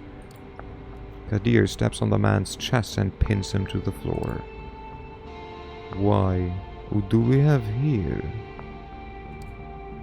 Oh fuck, oh shit, no, come on, don't, dot. Silence. Silence. The sheriff takes on an aura of utter dread. He appears as if he's a primal force of nature that's out to get you, and there's absolutely nothing you can do but shrivel in terror. The beast inside you shrieks, and you could swear it happens in unison with the instincts of some of the other guests here tonight. It's unlike anything you've experienced in this company during your turbulent first night as a vampire. You really did go easy on you, all things considered. Seems like it takes all of the hoodlum's willpower to not crawl into a fetal position and start crying. No, please, don't hurt me, man, don't, You and me are going to have a little talk downstairs at the prince's discretion. ... Please, go ahead, my sheriff. You hurt the prince. Get up. Let's go. He doesn't wait for confirmation, he just grabs the man and drags him, kicking and screaming out of the room. Conversation starts all around you, some whispered, some quite overt. Sophie looks somewhat bored of the whole affair, her eyes wandering from art piece to art piece, clearly finding nothing to her particular liking. What happens now? So... ... What happens now? It'll be at least some minutes before Kadir gets the information he seeks out of this thug. Why not mingle while we wait for him to break? Excuse me. Sophie leaves your side and goes to a corner of the gallery where a group of kindred, some seemingly pretty old-fashioned, gathered. A concierge offers you a drink, still warm. It smells nice. Just a sip to start you off. A splash over your palate, coating your tongue and the inside of your cheeks. Nourishment. You're left to your own devices. You have a quick look around. The prince is currently talking to a dark-skinned woman that you recall seeing here a few nights ago. She has a cold but noble countenance to her. Their conversation seems to be casual. A loud, shrill laugh turns your attention to the bespectacled man who you saw with Sophie on the night of your judgment. He's making the rounds, chatting up different patrons. You feel somebody's eyes on you. A casually dressed, plain-looking man stands alone near a column, watching you. He turns his gaze away sheepishly when he realizes you noticed. We were told to talk to the prince, who is currently in conversation, so I hate this. But it's supposedly seeming casual, so...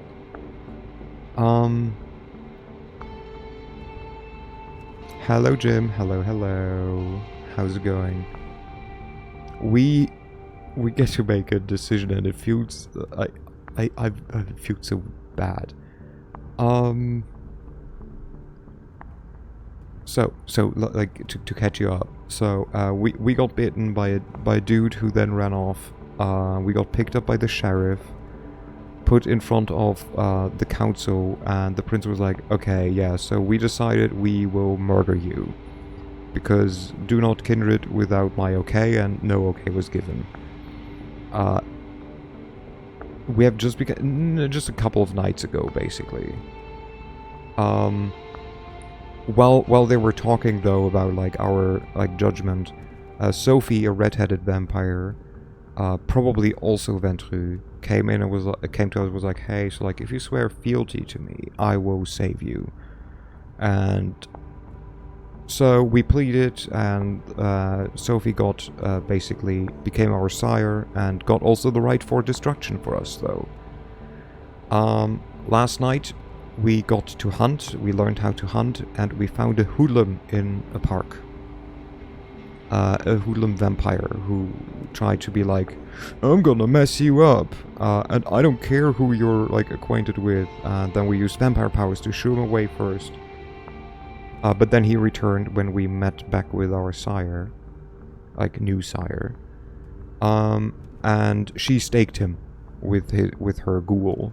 And tonight we are at the Elysium, where we were told, hey, so like this will kind of just be like, you know, a normal thing, but he will be judged and probably killed. You should try to mingle with other vampires. And we were told, talk to the... So, maybe it's still here. So we were told... blah blah blah blah blah. We were told, thanking the prince for sparing you and maybe having a friendly chat with Kadir, the sheriff, publicly might show your gratefulness for being a part of the Camarilla now. I would suggest you make it sincere. So, the sheriff is currently talking to the person that we found, who is part of the Anarchs. And we were told, go ahead, mingle, and we have three options. One is that of the prince, who is currently talking to a dark-skinned woman that we saw a few nights ago. The conversation seems casual, though. There is a bespectacled man who just seems to make his rounds. And then there is a plainly dressed man who just looks at us and looked away sheepishly when he realized that we're looking. So we have to decide who we want to talk to. I think we were told, thank the prince, so we will go to the prince. Because the man making his rounds is obviously higher in the social hierarchy. Much higher. Because he's like a socialite. He talks casually to people. The man looking at us might just be a weirdo, maybe even Malkavian. But talking to the prince, we were supposed to thank, and like, we don't know anyone, so let's just try and talk to the prince. Technically, you were supposed to suck up to Kadir. I mean, we were supposed to thank the prince. We were explicitly told, like, talk to the prince and thank her for, like... what was it?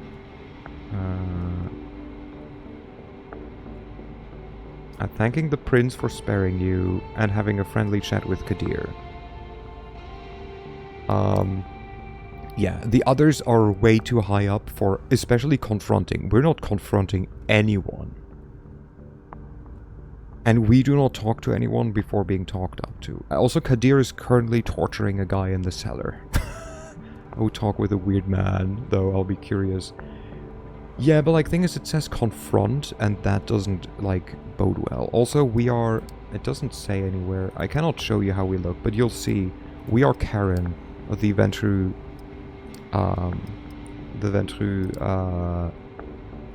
business vampires, so... We have to act smart, right? We want to make business connections everywhere all the time. So let's talk to the prince. You approach the prince, trying to stay as respectful. Does torture count as team building? Only if we were able to help, but I feel that would be the Brewer, like, approach. You approach the prince, trying to stay as respectful of her private conversation as possible. She glances at you as you step forward. A scrutinizing gaze mimicked by her companion. She addresses the dark-skinned woman before turning to you. Excuse me for just a moment, Samira. Yes, Karen, what is it? I wanted to give you my thanks. We do. I mean, honestly, yes, thanks for not having us killed. I wish to thank you for... this is us, by the way. This is Karen. Karen, the I want to see the manager vampire. I wish to thank you for sparing me, Prince.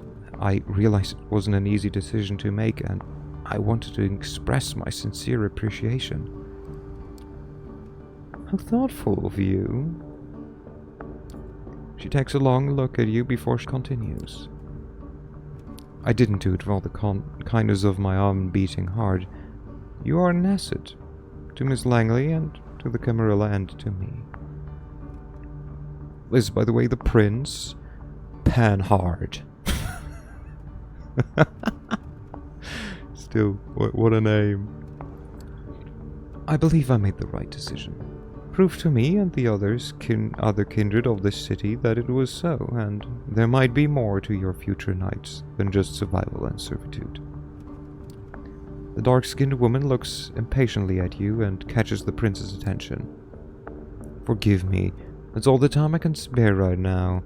We have some things to discuss with Samira still. Enjoy your night, Karen. Just bow and leave. Ooh, God.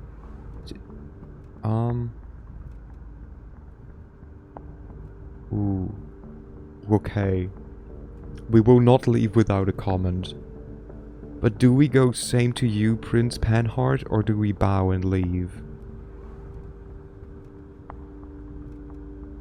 Ooh. Oh God, this is... I will go with my instinct. I will go with my instinct.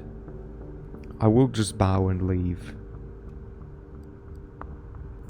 You leave the two women to their conversation, which they get back to almost immediately after the prince turns to Samira.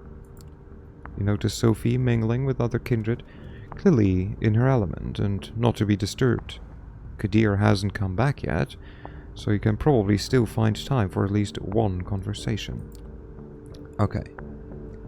Now is the thing. Do we talk to the elder gentleman, or do we confront the man looking at you?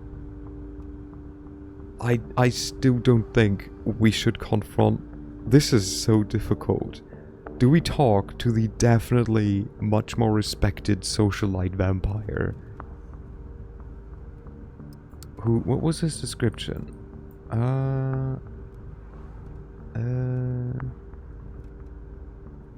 Loud and shrill laughter turns your attention to the bespectacled man who you saw with Sophie on the night of your judgment. He's making the round. Okay, so he was with our sire. This person just looks at us, and I don't like the word confront. So let's chat up the man with the glasses. The man notices your attention, but it takes a few minutes before he pauses his mingling for long enough to actually approach him. looks at you quizzically. Oh no. Tomas Arturo? Pardon? Pardon? It's my name. I assume you'd like to know. I know you. By name only, of course, Karen. Embraced just a few nights ago, huh? Well, well, well. How's undeath treating you? I'm coping. Yeah, I mean, I think we are no bullshit, but also just no lies, like no exaggeration, like, yeah, nah, we're dealing with it. I'm coping. It takes some getting used to, for sure. ... Oh, it sure does. Sure does. Good thing we have an eternity to make the best of it, right? He takes a moment to clean his glasses, completely ignoring you until he's done and puts them back on. I'm sorry, I got a bit distracted. You know, most of us don't need to wear these, right? I can see just fine without them. But it's a statement. I like him. He's such a prick. Oh my god. Amazing. Oh god, no, he must be a toreador. He has to be someone who wears glasses as a fashion statement. He has to be a toreador. The damn thing keep catching specks of dust and other assorted shit though. If you stay clean for long, sometimes I think they're more trouble than they're worth, wouldn't you say? If they're paid, why wear them? Oh god, oh no, and he has a compulsion for cleanliness. You like it when things are clean? What kind of question is that? They look good on you. You know, compliment. They look good on you, really. You bet they do. Alright, that was a really nice chat, but I have to catch up with a few other fellows tonight. Talk to you later. Jeannie! Hey, Jeannie! He doesn't even give you a chance to say goodbye. He's already off grabbing 2 glasses of a concierge tray and handing one to a mustachioed man nearby. A loud exchange near the staircase grabs everyone's attention. Kadir is back. Honestly, that could have gone worse. I think that was about as good as it could have went. Kadir is back, and the hoodlum is with him. The sheriff pushes his unfortunate victim inside the room. The vampire that threatened you last night is a mess. That stupid hat is still inexplicably on his head, covering some of his ruined face in welcome shadow. He's barely conscious. His shin is broken. You think something protruding there makes the pant-like bulge. One arm seems twisted at a strange angle. Very little blood, surprisingly, but clearly a whole lot of hurt. Well, Kadir, did our guest cooperate? Tell the prince your name. It's Howard. And who do you run with, Howard? The Midnighters. An anarch coterie, my prince. Active for some time now. Though from what this one told me, the name is about the only legacy the group has kept over the years. Coterie! A small group of kindred, united by the need for support and sometimes common interest. I see. Hey, Prince, I didn't mean it. I didn't know. I didn't. ... Loud crack makes some of the guests audibly gasp as Kadir's slap dislocates the man's jaw. The spray of blood creates something like an abstract art piece on the floor. These ones guilty of threatening a member of the Coteries and claiming a domain without the prince's approval. That alone would be enough to pass swift judgment, but he is also an anarch scum. My prince. There can only be one verdict. Final death. Do your duty, Sheriff. Final death. When a vampire ceases to exist, crossing the line from undeath into true death. Unless, of course, somebody would like to play at being a good Samaritan like our dear Miss Langley a few nights ago. The look the prince serves you and late Sophie is a cruel jest. Sophie takes it gracefully, smiling and slipping her arm under yours in a strange public show of affection. Nobody says anything. The vampire named Howard jumps to his feet and makes for the window. I feel we are not at liberty to do anything.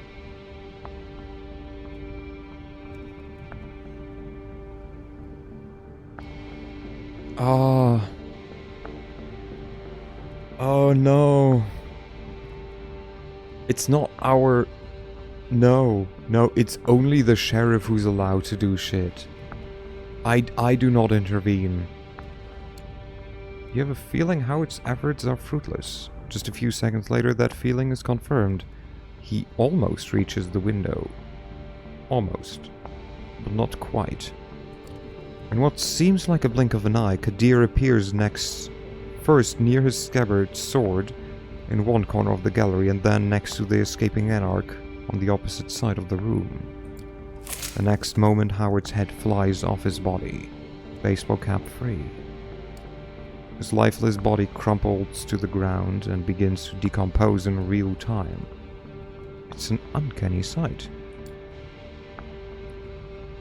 As always, our sheriff does not fail to impress. I would like to thank Miss Langley for bringing this anarch thug to my and Kadir's attention. I assume all have found the verdict satisfactory?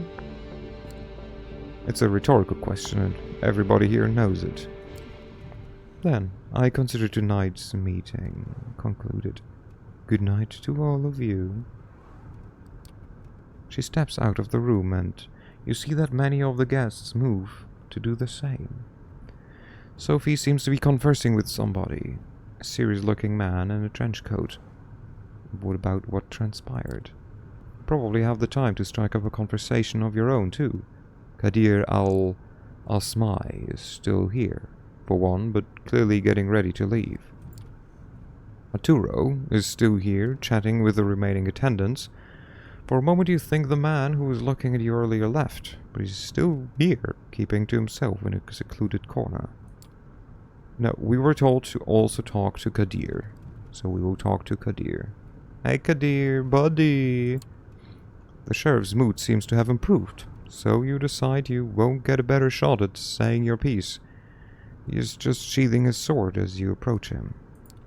He notices you just before his face turns from a melancholic frown back to his regular predatory smirk. You seem to have caught him in a moment of reflection. What is it, Karen?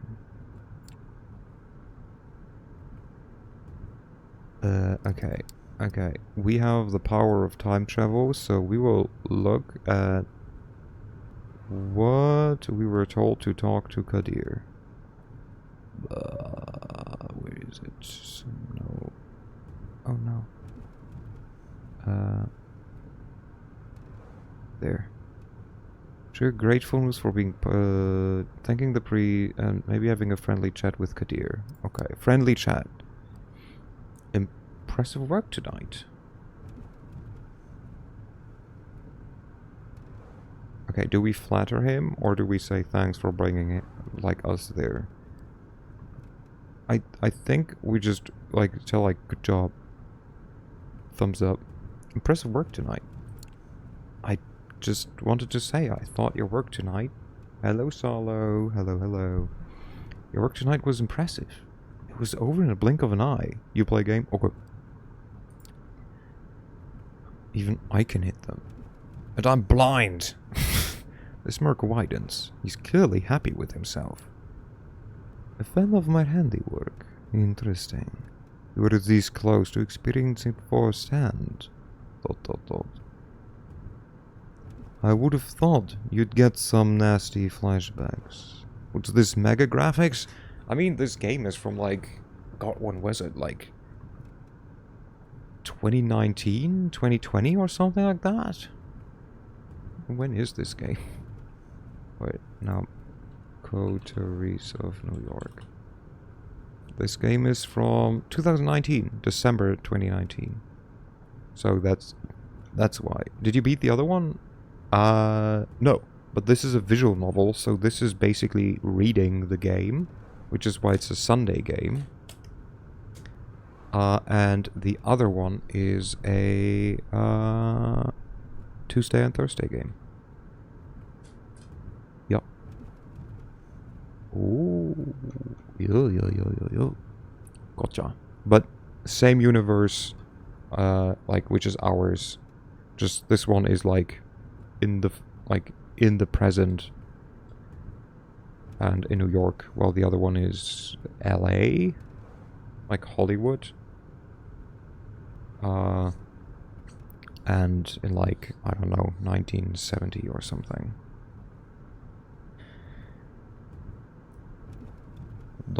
I would have thought you'd get some nasty flashbacks.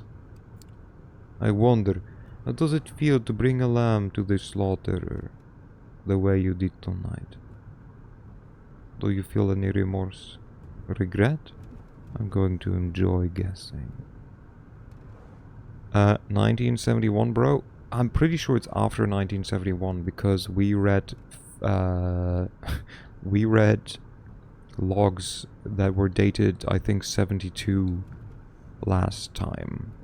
So it should at least be 72, if not even 73. Yeah. If there's nothing else, I'll be taking my leave. Why are you so mean?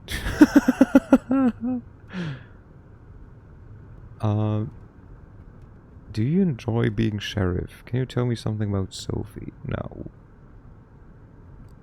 Do you enjoy being sheriff? Tell me, do you enjoy this? Being a sheriff for Prince Penhart? Enjoyment has nothing to do with this. It is my duty. When Calibros asked me to fill the shoes of the sheriff and root out our enemies, I was glad to serve this act. When Helene became prince and asked that I keep doing this, I agreed, because I believe in the Camarilla. I respect the fact that the needs of the many outweigh the needs of the few. He picks up the sword and turns towards the stairs. If more kindred understood that, my job would be much duller, though. On that note, ... I wish you a good night. And watch yourself. You've messed up my batting average, so I'll be sure to keep a close eye on you. With that final threat, he leaves the gallery. I like him. It's right about when Sophie also ends her conversation and walks over to you. Interesting evening, wasn't it? Come, Gregory's waiting downstairs. She seems preoccupied with something and not in a talkative mood. It's an awkward ride back to the city. This time you arrive at another building, just 2 streets across from your apartment. She brings you upstairs, through a very nice lobby and a luxurious-looking hall, into her domain. Please, have a seat. I shall be right with you. Do you think he's a romance option? I think so. If there is romance, I feel he has to be a romance option. Yes. I would be disappointed if he isn't. You take in your surroundings. The apartment is like a gallery, An old school smoking room that you've seen in some period piece once, and a nouveau rich's living room, meticulously combined together. Apologies. Oh no, she's a smoker. No, Sophie, don't do that. Aw, damn. No. Ah, she just lost pretty much all the points she had for being hot. Apologies. Old habits die hard. Clearly some stick with you even after your death. How do you even smoke if your fucking lungs do not pump air through your body? She drags on her cigarette and breathes out. Breathes? How is she doing that? Can you do that? Oh, yes. You might not know. It takes some practice, but you can keep smoking if you'd like. Other things too. Experiment. You might surprise yourself. But I did not bring you here to show off. This is where I rest these nights. That door in the back? The bedroom. Similar to yours. I have servants and bodyguards in addition, of course. I brought you here because I need you to trust me. When I told you before that I needed your best behavior to uphold my good standing with the court, I meant it. But that is not the whole story. I have your interest in mind too. That's why I've given you your own haven, where I'm trying to teach you how to navigate this new reality. But you need to trust me, or else this won't work. You can come here whenever you feel like asking me something. When you're in trouble, too. Though I hope that won't happen often. I would ask you to come here when you wake up tomorrow. I'll have something to discuss with you. I'll be here. Trust needs to be earned. She literally saved our life. I'll be here. Okay, I'll come over first thing tomorrow night. I appreciate that.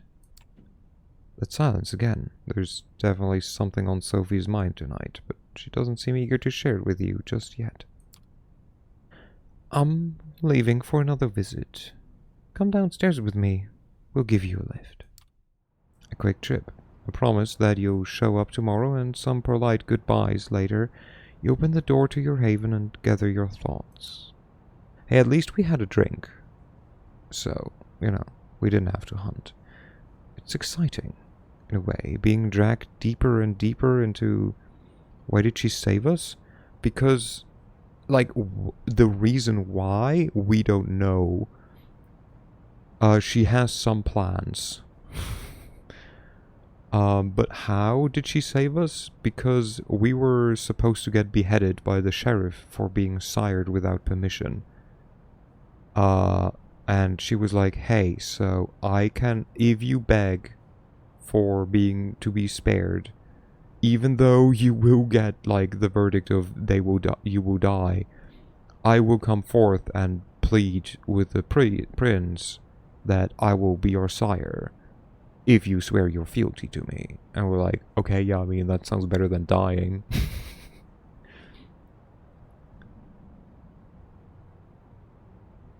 So, but why she did any of that, we don't know. What if we don't beg? That's a good question, isn't it? My best is game over, you die. would be my honest guess. Just, okay, no, well, that's your choice, right?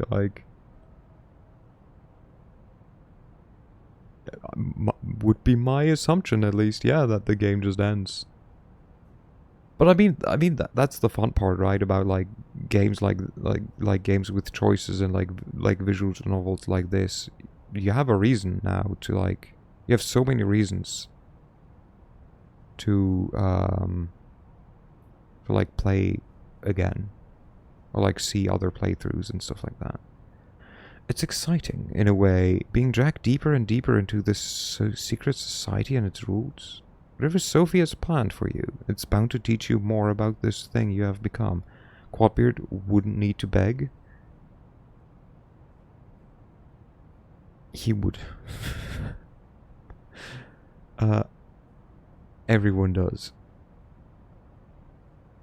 Then again, Quadbeard wasn't a vampire, so I guess he wouldn't need to. Quadbeard would be a hunter, though.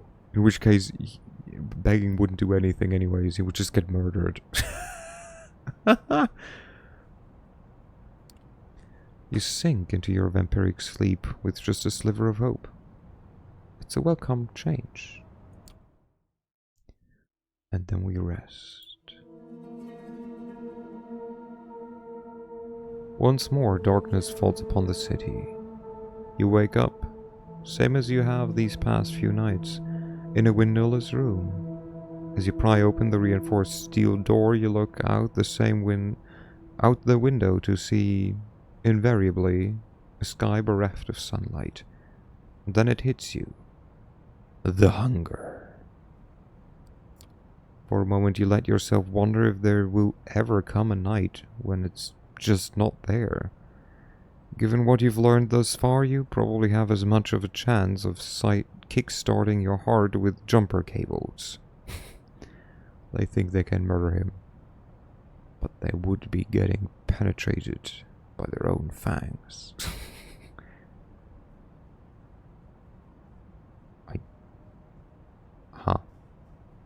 Sure, yes, let's go with that. You lock the door behind you and head over to Sophie's apartment. You did promise to call on her, might as well not keep the lady waiting. And hey, what else are you gonna do? Get in touch with your boss? He's probably looking for you, if only to scold you for the unattended files piling up on your desk. But what is he gonna do? Call the cops? Not worth the hassle. You're almost hoping a few coworkers that seem to give a shit about you were faking it.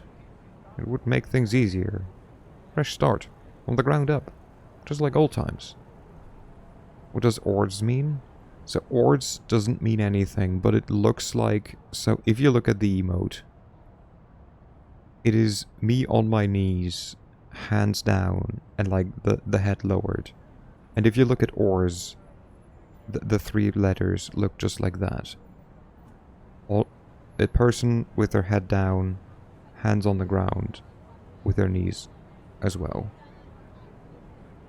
It's a different version of OTL, which is the same. It's just pictography basically in words.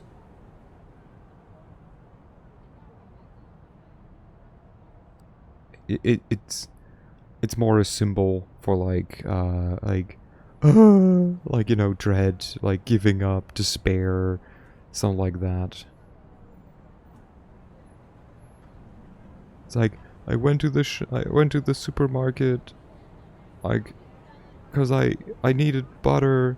I didn't want to leave the house, and then they didn't even have butter, or then the shop was closed. I was wondering why the bow down to Quadbeard emote was named that. That is... Did you ignore the dread lines? The like lines of like dread next to the... You used it as a bow down to Quadbeard. I mean, you know, it works for you. These thoughts put you in a weird mood. Thank you. You're welcome. It's a strange sensation to walk the crowded streets, same as you have so many times before, but feeling so disconnected. All these people... ... You're not one of them. Not anymore. You're a vampire. Kindred, and you need to carve your own path in this strange new existence, one way or another. Appropriately enough, you arrive at Sophie's building just as that thought crosses your mind. A quick word with the security guard and you're let into the elevator. Apparently, Miss Langley is expecting you. Of course she is. You knock and wait patiently, as the footsteps on the other side grow closer. Finally, the door opens and Gregory, Sophie's driver, invites you in. You find the lady herself standing by the window, silhouetted against the city's midnight glow. She stares out, motionless, like a marble statue. Oh, look at her. If she didn't smoke, I would say, isn't she pretty? I mean, she still is pretty, but, you know. Dot, dot, dot.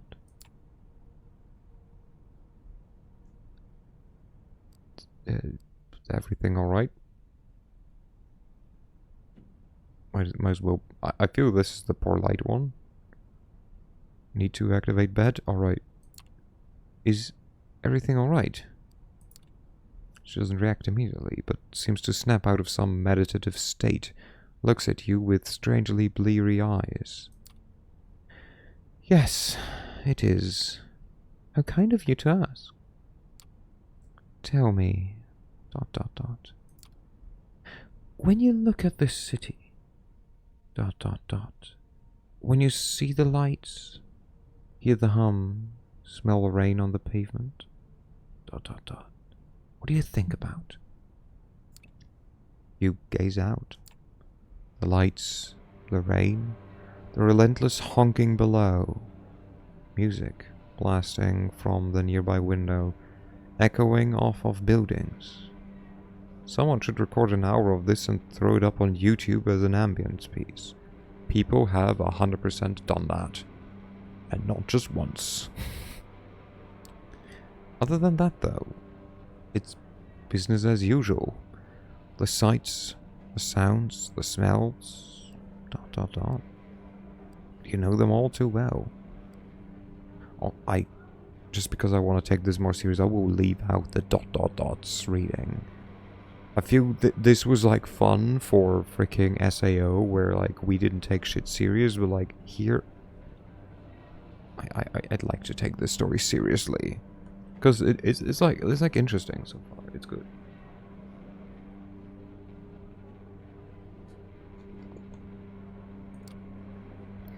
Sophie watches you. You can tell she's disappointed somehow, but she covered it up with a courteous smile. Well, not everyone can appreciate the intricacies that the world offers. In fact, in my clan, among kindred, my clan is somewhat notorious for finding innate meaning in the mundane. Clan, a bloodline of vampires who share common characteristics passed on through the blood from sire to child. There are 13 known clans, all of which were reputedly founded by members of the third generation. The more you know. See, I am learning stuff. Also, only 13? Like, wait. There are 13 known clans? Like, big clans, maybe. But, like, wait, there's Malkavian, Toreador, Ventrue, Tremere. Who, I don't even know if Tremere being count, maybe. Nosferatu, Gangrel, Brewer. I feel like I'm missing one from the 13 main. I guess they mean main, because then there's like Chimichi. There's I don't even remember all like most of the evil La Sombra, yeah, because I feel there's always like, yeah, you very much remember them much better. Salubri. Yeah, I don't remember the like evil ones. The one from the, I keep forgetting about it. What the evil guys are called. I know the word, it just always like passes by me. Ah, shit. Well.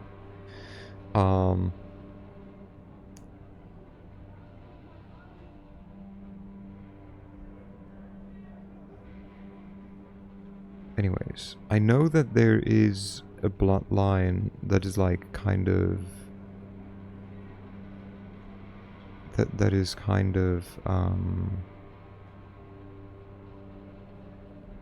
like Italian mafiosi kind of people, whose special quirk is to not be visible in reflections. Giovanni, yeah. They are not visible in reflections and cannot be recorded. And I think, if I remember correctly, they're like all about stealth or something. Like, it's been many years since I looked at all into vampire stuff, but like, I like them. I like their idea. I like the idea of the Giovanni. But they were explicitly not, like, explicit Camarilla. I think they're basically anarchs. Or, like, just their own thing.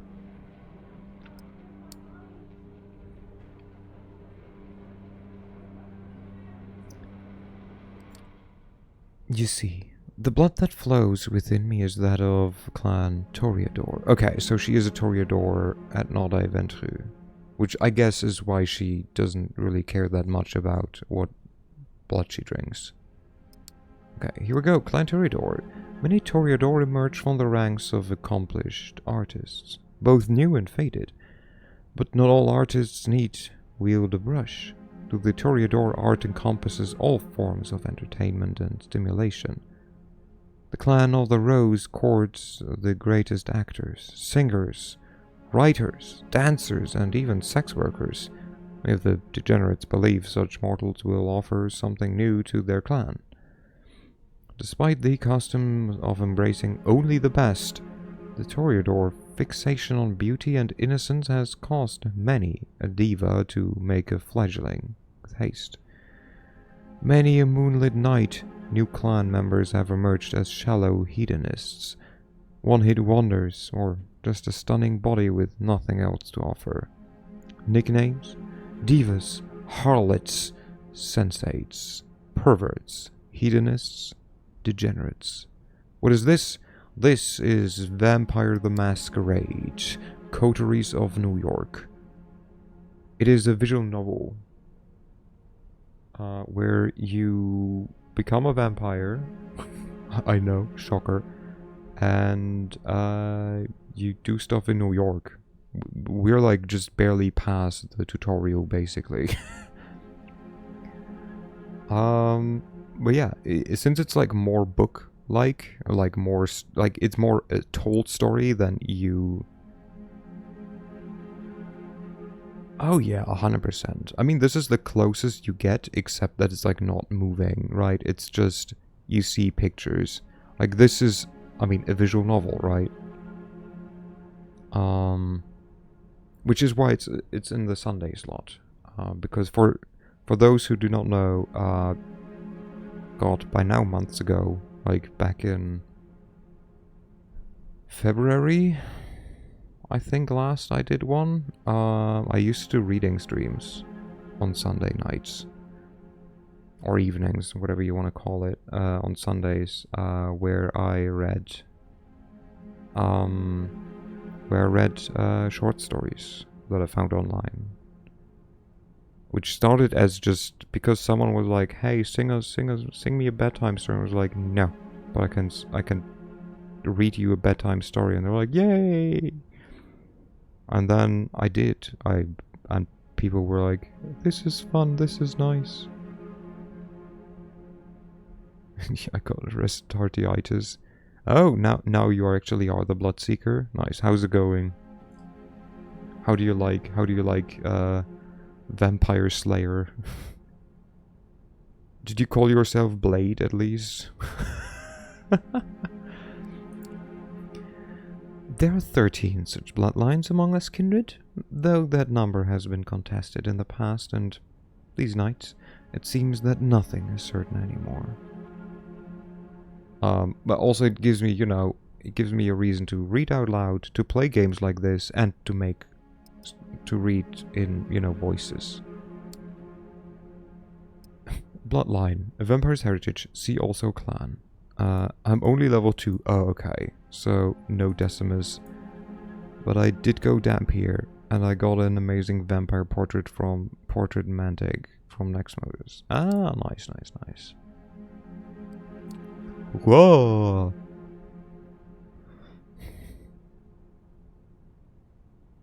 Oh, you're a vampire.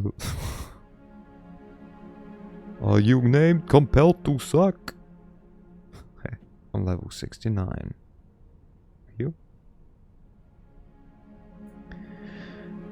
The clans have gone by many epithets over the years, but the names used these knights have their roots in medieval times. The original Inquisition, if you believe it.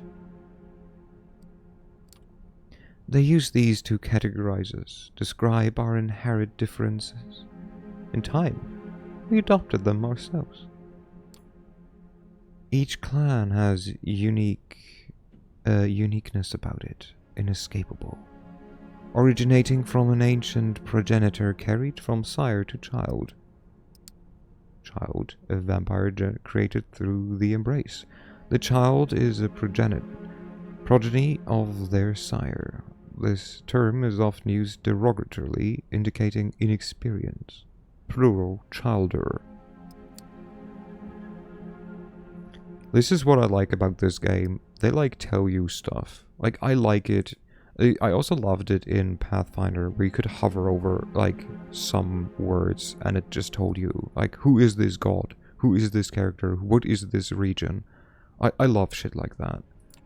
Because this is how I easier learn stuff. Like, through being curious, and from, like, reading little tidbits. So, like, a shit noob equals child. I mean, it should, like, kind of. A child is just a newbie. It's like a junior at a company, right? Like, that's why you call them juniors. For the Toreador, the gift lies in a sensitivity of sorts. We are uniquely attuned to beauty and ugliness both. We can see either where most cannot. A blessing on most nights. Occasionally a curse.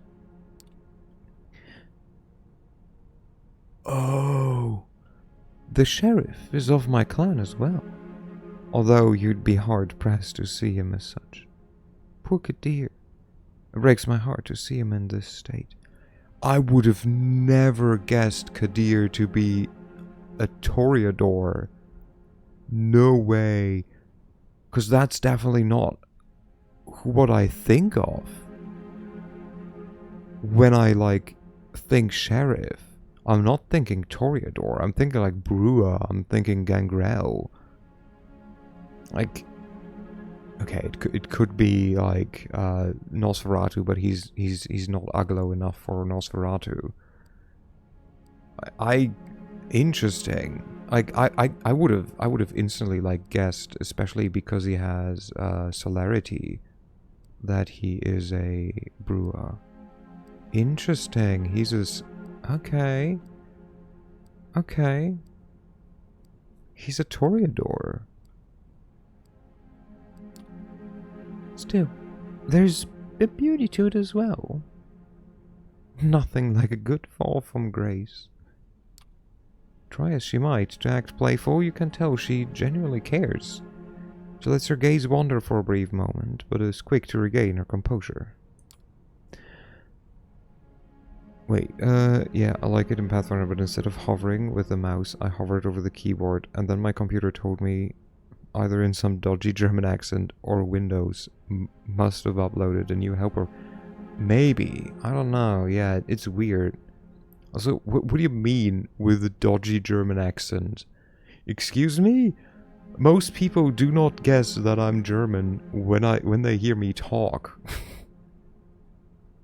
The last person I had guess where I'm from guessed England. No, it was funnily enough, it wasn't even English. It was Irish, Canadian, and then Scottish. Where I'm like, I don't sound Scottish at all. To be fair, that person I'm pretty sure is American, but gee. Right? I can get British, but I do not sound Irish or Scottish. My pronunciation is too clear for either.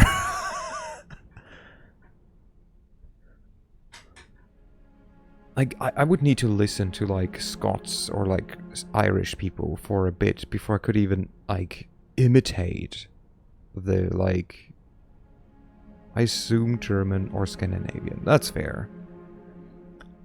Like, thing is, I tried hard to get rid of my, like, German accent.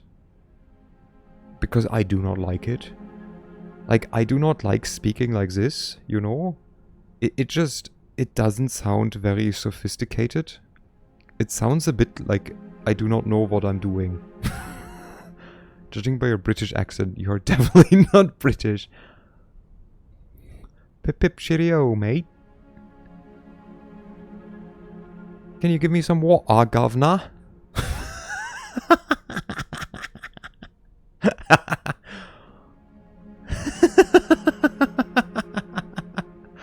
Blimey. Oh no, wait, blimey is Australian. Close enough. Top of the morning, governor.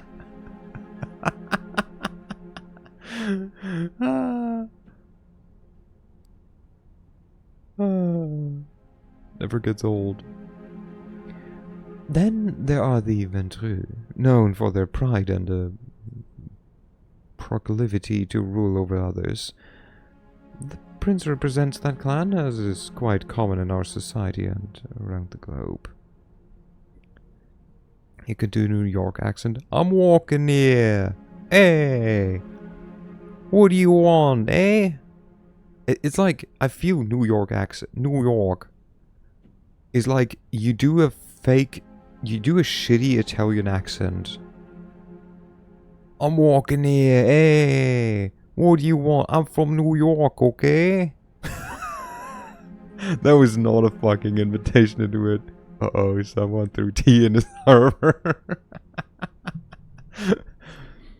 Hey, what do you want, you tea lover? No, I don't know what that fuck was. In Norwegian? Yeah, you're definitely Norwegian. Sure.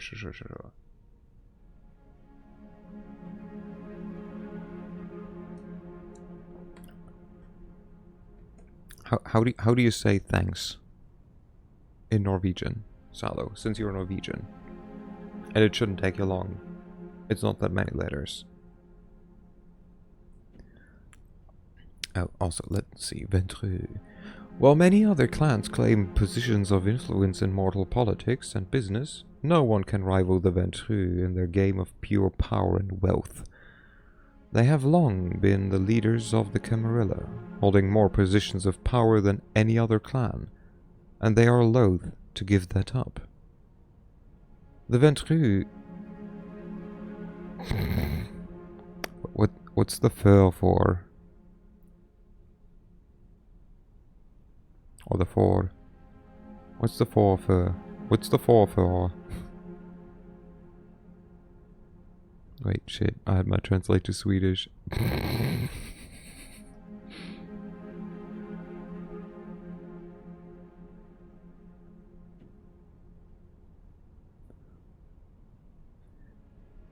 The Ventreux believe in the strength of tradition and lineage. The embrace is one of their most important rituals, and the choice of child affects the way other members of the clan treat the sire. Downloading Norwegian. The only thing that is annoying is Bloodseeker got massive debuffs, but every guide I see haven't been up. What debuffs? Oh wait, got massive buffs. Wait, isn't that a good thing? Isn't it good that they got buffs? Hasn't been updated to give me a rough idea on like. I mean, wouldn't the later level still be the same though? Oh yeah, I'm talking about this stuff not being updated. Okay. I was like, huh? that's why I just read like annoying and then like massive and was like, okay, yeah, it must be followed by debuffs. Samsung keyboard doesn't have it. Get fucked. So now Bite got increased crit range at level 20. It's 15 to 20. Gee. So like what? You go for like increased critical and then critical focus on bite. So you can crit on like, what's the next after 15? 14? You can crit on a 14. And the choice of child affects the way other members of the clan treat the sire. Bite gives you temporary hit points every time you hit someone with it. It does level drain as well. Okay. And a crit on the bite will replenish your blood pool for spellcasting. Oh. Wait, you have spellcasting as a slayer? Have you tried using haste? Then cackle. Then attack with the... You know, it's cute how, like, the first part... I'm with you, and then you just start throwing words around. So, you can do stuff like basically have infinite haste. Ah, nice. The blah blah blah, where were we? The Ventru therefore aim to embrace overachievers, politically or financially powerful kine, or those with the talent that sets them apart from the masses. They maintain that they are destined to rule our kindred, no matter the sacrifices involved. Their detractors call them little lords. Borgias? How do you fucking pronounce that? Did I sound like I knew what I was talking about though? In the beginning, yes, and then not so much anymore. Because hitting them, attack with AB BAP buff through scroll... there isn't. The fuck is... Wait, the heck is... Borgias. Because that's how I could spell... burger. Borgias. Okay, but like, how do you pronounce that? The Borgia... It's apparently is pronunciation. For fuck's sake. Oh, it's Italian.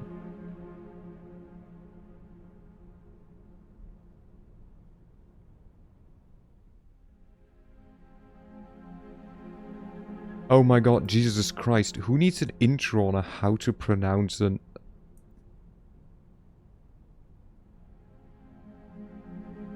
Borges. Okay, there we go. That's all I needed. I heard that as something completely different.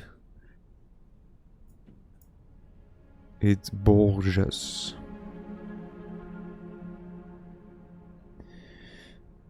Okay, so some people call them burgers or tyrants. Those who respect Ventru for keeping the Camarilla together use terms like blue bloods. Wasn't that Guy Pope?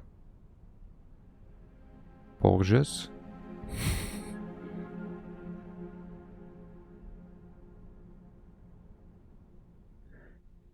Blue blood, patriarch, patricians, or warlords.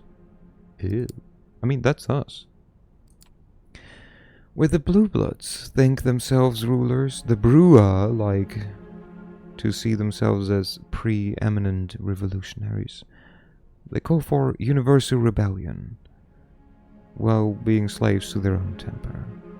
Wait, TLDR Borges sounds like orges. No, it doesn't.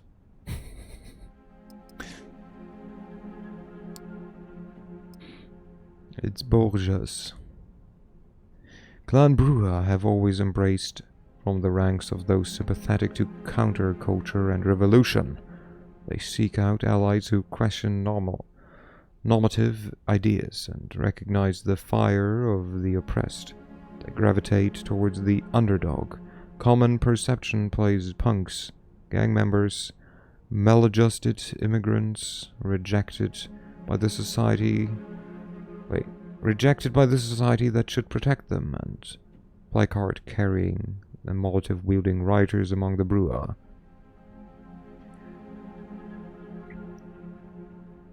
While the above is sometimes true, the clan adheres to no single ideology, and their desire for dissent reaches as deep as the fraudster ripping off his own company the lawyer representing the poor pro bono, the neo-Nazi claiming to be all right, and the basement dweller downloading thousands of movies illegally for redistribution on streaming sites.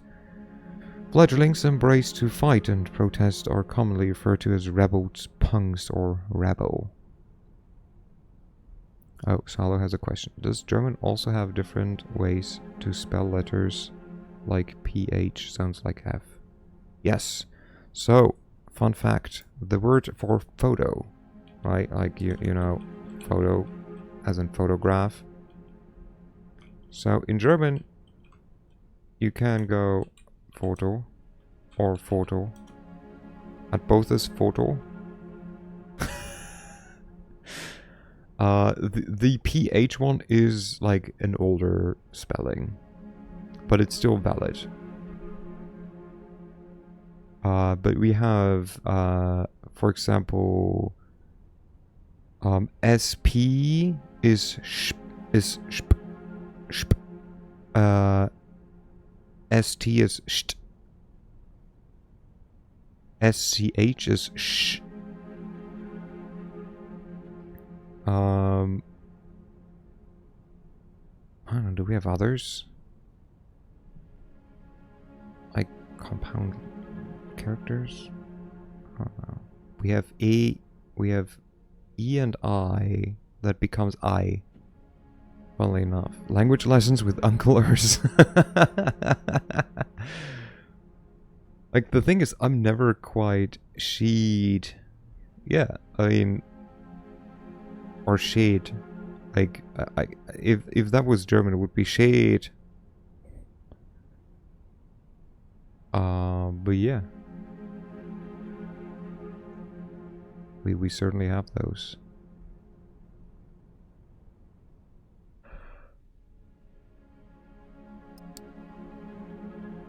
German is a fun language where nothing makes sense a lot of times. We don't discuss the rebel much anymore. Not after they've largely broken off with the Camarilla.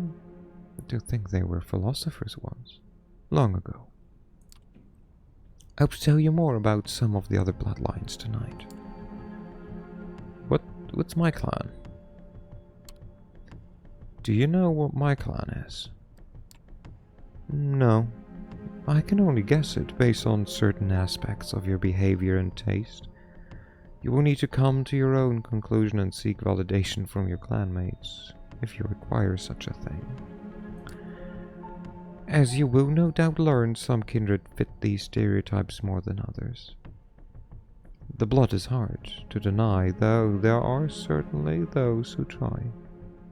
Oh, today I learned energy in Swedish is energi. But, like, I think the G isn't a G in Swedish, pronounced at least. Swedish is also a weird language, and I think that's really cool. Edgy and hardcore. And it's one of my favorite things. Do you know what ice cream is in Swedish?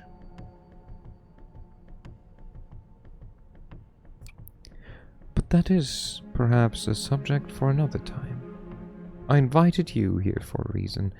There's something I want to speak to you about. It is customary in our society, especially among younger kindred, to organize into coteries. Sometimes these are called by the prince themselves or mandated by a fledgling sire.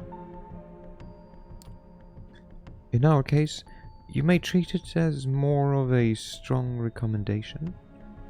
I want you to seek out companions, not only because you need to learn more about our society, but also because it is useful. Only one S, I think. It's glass. Or is it two? I'm not sure. Yeah, but it's glass. And and it's written like glass. The first time I saw it was like, hey, hey, hey.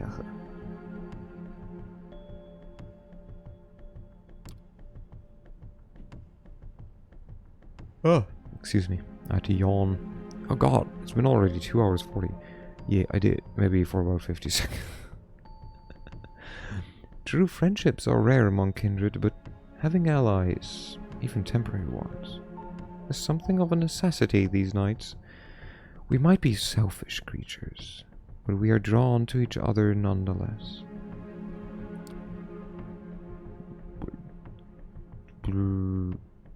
Where should I look for allies?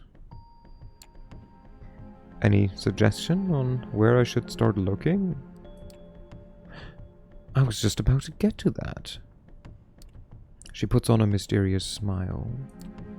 I spent some of my precious time last night asking around, pondering potential kindred for you to meet. Came up with a short list of contacts. I hope you'll appreciate the gesture.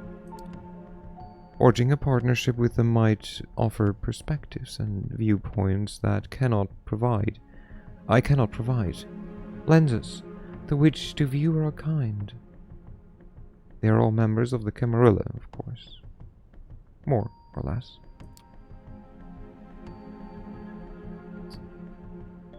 You're choosing friends for me?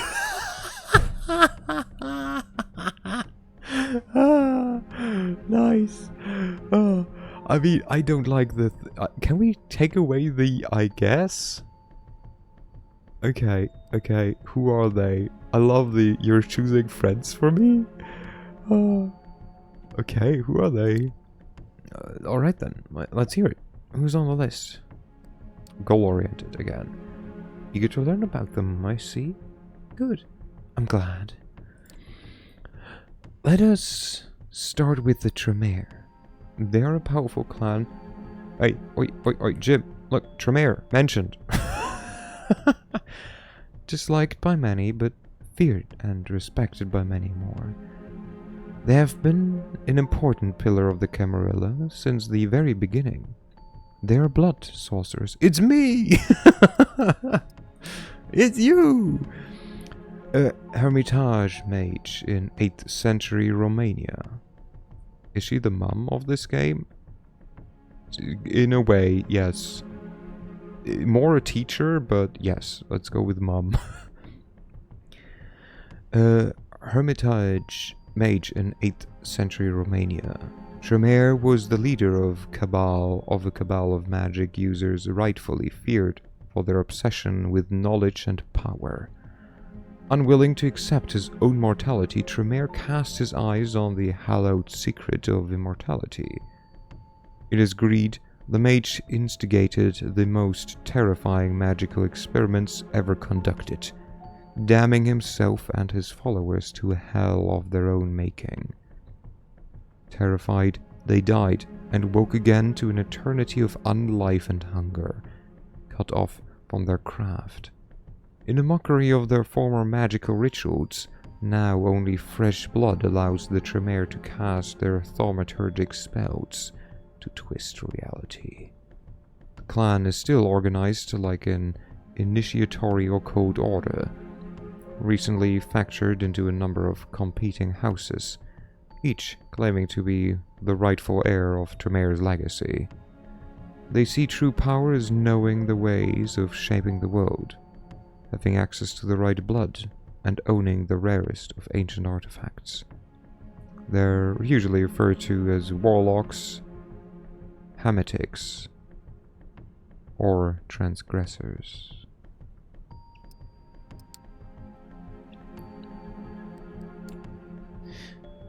Blood sorcerers. You flash back to one of those nights when your ex would stay up late playing video games. Not a pleasant connotation. Oh no, he was a gamer and apparently he Most likely played a fucking role-playing game even. How dare he, what a nerd.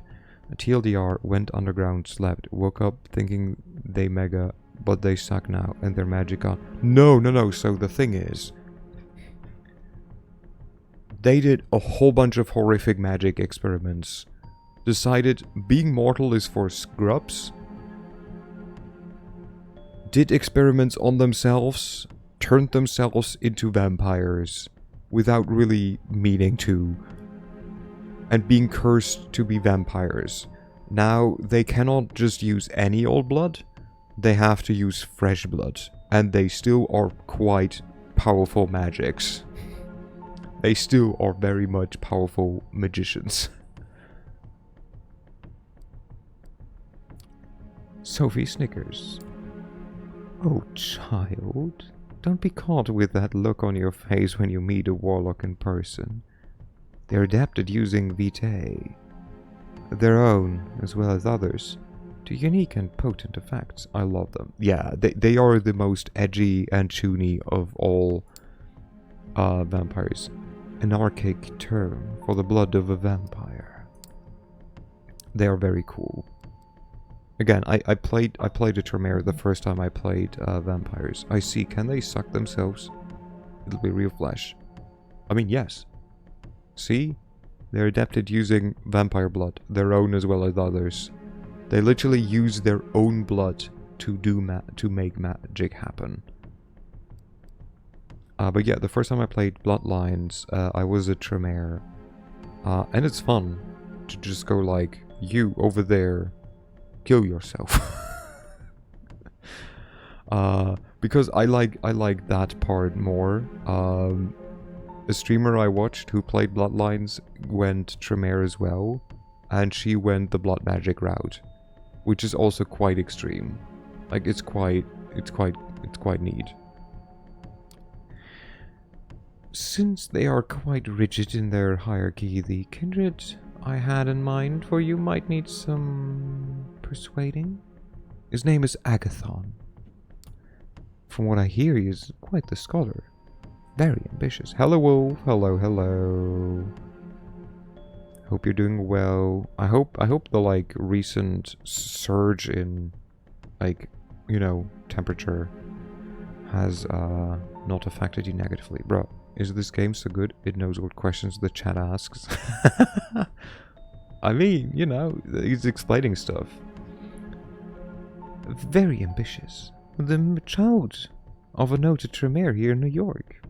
Aisling Sturbridge. I was like, is that a place or is that his name? Spend enough time with Agathon and I'm sure you'll run into her sooner or later. Blood magic. Intriguing. A scholar? Sounds boring. A chance to meet an important person then. Not the worst days this year. I am just sad a weekend is over already. Yeah. Same.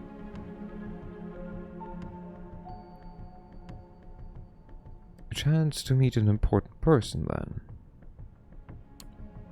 So, by getting to know this Agathon, I can get closer to someone higher up the ladder? Yes, though not immediately, I would imagine. Aisling finds herself in a somewhat precarious position, both in the city and her clan. Today I made pancakes with strawberry milk. They were... That does sound great. Wait, what? That's so smart. Did you just feel like doing that, or... You forgot most of the words introduced. It's okay. If ever any word comes up that you don't understand, you know you can always ask. Every move she makes is heavily scrutinized. Thus she has learned to tread lightly. Anyway, if you wish to contact the young Tremere, I heard you can usually find him in a New Age bookstore out on Broadway. The Tremere have one of their workshops there. Gregory will give you the details. No, I assume mixed in with a batter. That sounds interesting, and I need to do this. Now, this next recommendation comes with a bit of a caveat. As you recall me saying, most bloodlines have unique features. Oh, that might not be obvious at first glance. Well, there's one clan whose members wear their curse on their sleeve. Okay, so this will be the Nosferatu. Also, what toppings? I wanted to try it, because I only use milk, and I want to get a full liter every time I make pancakes, because usually most of it goes bad. Oh. But like, did you have just a liter of strawberry milk at hand? Oh, you don't drink milk at all, otherwise. Huh. I'm a sucker for milk in the morning. Or Malkavian. True, I feel this is more Nosferatu. Well, we'll see, we'll get there. Yeah, the Nosferatu. Because Malkavians can look normal, right? No, I got one of those 500ml bottles. Ew, okay. Also, Jim, were you there when they, like, you saw the sheriff, right, Kadir? Would you have guessed that he's a Toreador? I dislike unflavored milk. I don't know, I'm just too used to it, to like having caramel sauce. Interesting. Wait, did you do like German pancakes or did you do more like American pancakes? The clan of the Hidden are known under many names. Hives, lepers. You were only listening. That's fair, that's fair. Hello Danny. Hello Danny. Give me your blood. Ah! Give me your blood. Danny, why? So many things that like are that I wouldn't have guessed the sheriff would be right. Then again, she was like, oh, it's such a shame. It's such a shame that he like, that he like, you know, basically fell from grace. Like, god damn it, Danny, you can't. I have so many things where I'm like, I wanna say this now. I know I could say it with you, but like, part of me's like, no, you shouldn't, Urs. Don't do it. It's true, you did ask first. Hives, lepers, sewer rats, carnies, scabs, orlocks, but a few of them sound pleasant. For the Nosferatu, the embrace is a journey through abjection. They were German-style pancakes. Oh, is it blood-related?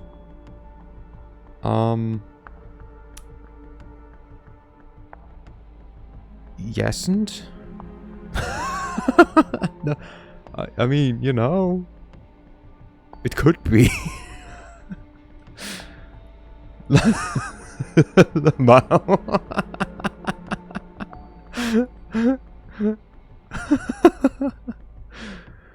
As the blood of the horror gradually deforms the struggling tissues of the human body into grotesque abominations, Ursa wants to kill me, send help. No, I would never. You know I love you, Danny. For those who are like, oh god, he said love. Platonically. Jesus.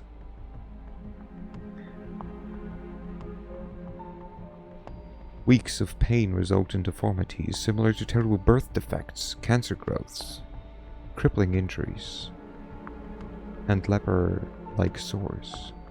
But no. Okay, I mean, you know, you said like, give me your blood. My first instinct was like, guys, help, Danny wants to suck me.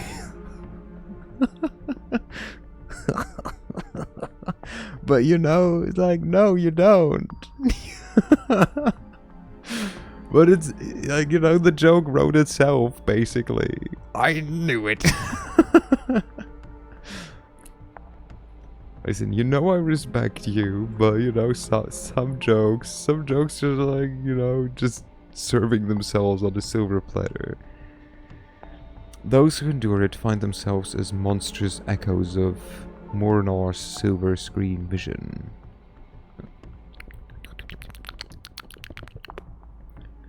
Yeah, sip you. Danny, run. That no, I never was definitely in a shitty wait.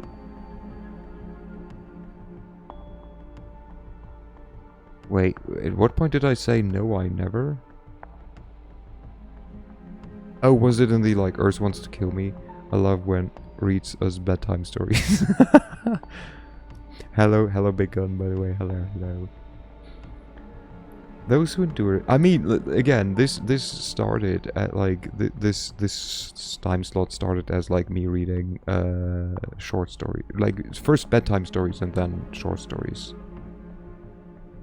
In October, by the way, no matter where we are, we will do we will read. I'm looking, just editing clips. Yeah, no worries, no worries. Good luck editing clips. We will read Goosebumps books again. Was that sipping sound effect? I feel you're quite behind, Salo. That was the sound effect. It's only a matter of time until he starts reading Warhammer 40k. If you find me a visual novel for Warhammer 40k, I might.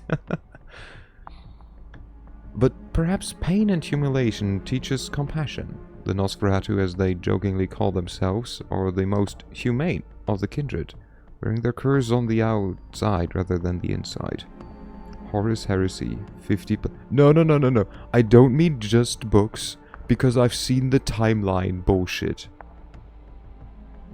I've seen the timeline bullshit for Horus Heresy.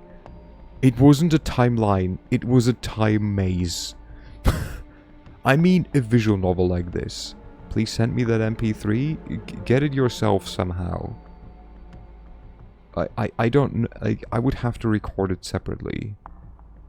Or ask Danny. I know Danny, like, extracted me saying Danny Daddy, Danny Daddy. No, Danny Daddy, Danny... Wait, was it Daddy Danny or Danny Daddy? I think it's Danny Daddy. That, like, I gave Danny as a clip. And who made it as a sound bit.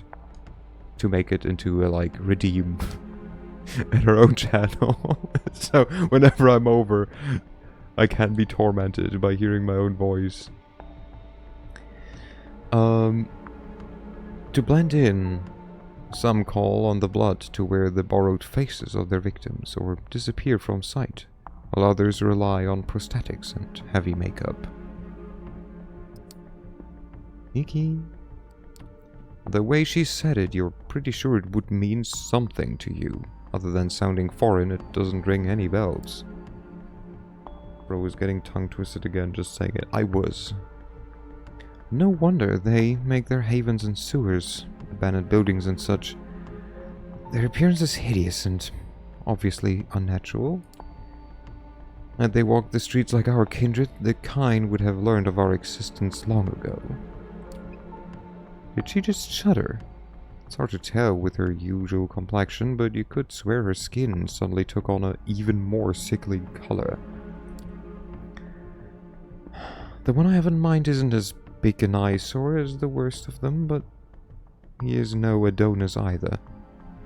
Still, he has some talents and connections that you might find useful. His name is D'Angelo, and he has an office, for lack of a better term, in the otherwise abandoned grain terminal in Red right next to one of those Swedish stores. The name escapes me. The one with the awful furniture? IKEA! What? IKEA? Okay, no, again, goal-oriented. What connections does he have? You mentioned this D'Angelo has some useful connections. One thing annoying about Bloodseekers, I have to use negative energy to heal.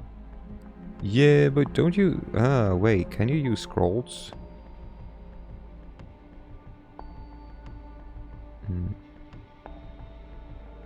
Yeah, well... I was just getting to that. D'Angelo does odd jobs for Kadir. Digging up dirt, locating kindred who would prefer to remain hidden. The kind of work the Nosferatu are best at. Yeah, but I can't channel... Yeah... Well, or you need selective channeling. But also, Salago's bedtime. Thank you for the stream. Thank you, Salo, for dropping by. Have a good night. Sweet dreams. Mwah. Take care. He's on a case right now. Something to do with Kine murders, I think. After your initial brush with our dear sheriff, I think it would be wise to show some goodwill towards his agenda. Assisting D'Angelo with his investigation might be just the thing. She takes a brief pause to look out the window again. Now come the two more exotic proposals. Okay, one of them will be a Malkavian. Exotic, as if the blood mage and the vampire detective were business as usual. Oh, nice, a gangrel as well. You may have heard about the gangrel before. They are a wild clan, in touch with their beasts in a way others might not dare to attempt. They mostly keep out of big cities, but they are exceptions. Clan gangrel are outcasts, wanderers, rogues and hunters. They make havens in the poorest parts of the city and feel no shame for doing so. They claim few domains as their own, but defer to no prince. If a pharaoh enters a city, the prince will either accept it or have to fight the pharaoh to get them to back down.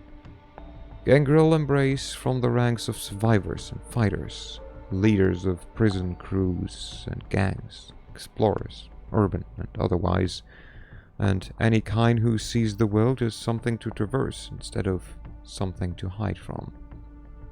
They care not for looks or title, but for accomplishment and reputation. They are commonly referred to as wolves, feral, and outcasts, or in a more derogatory manner as animals, strays, and savages. Nominally,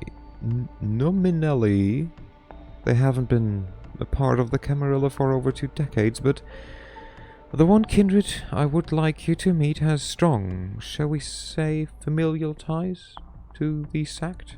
Her name is Tamika.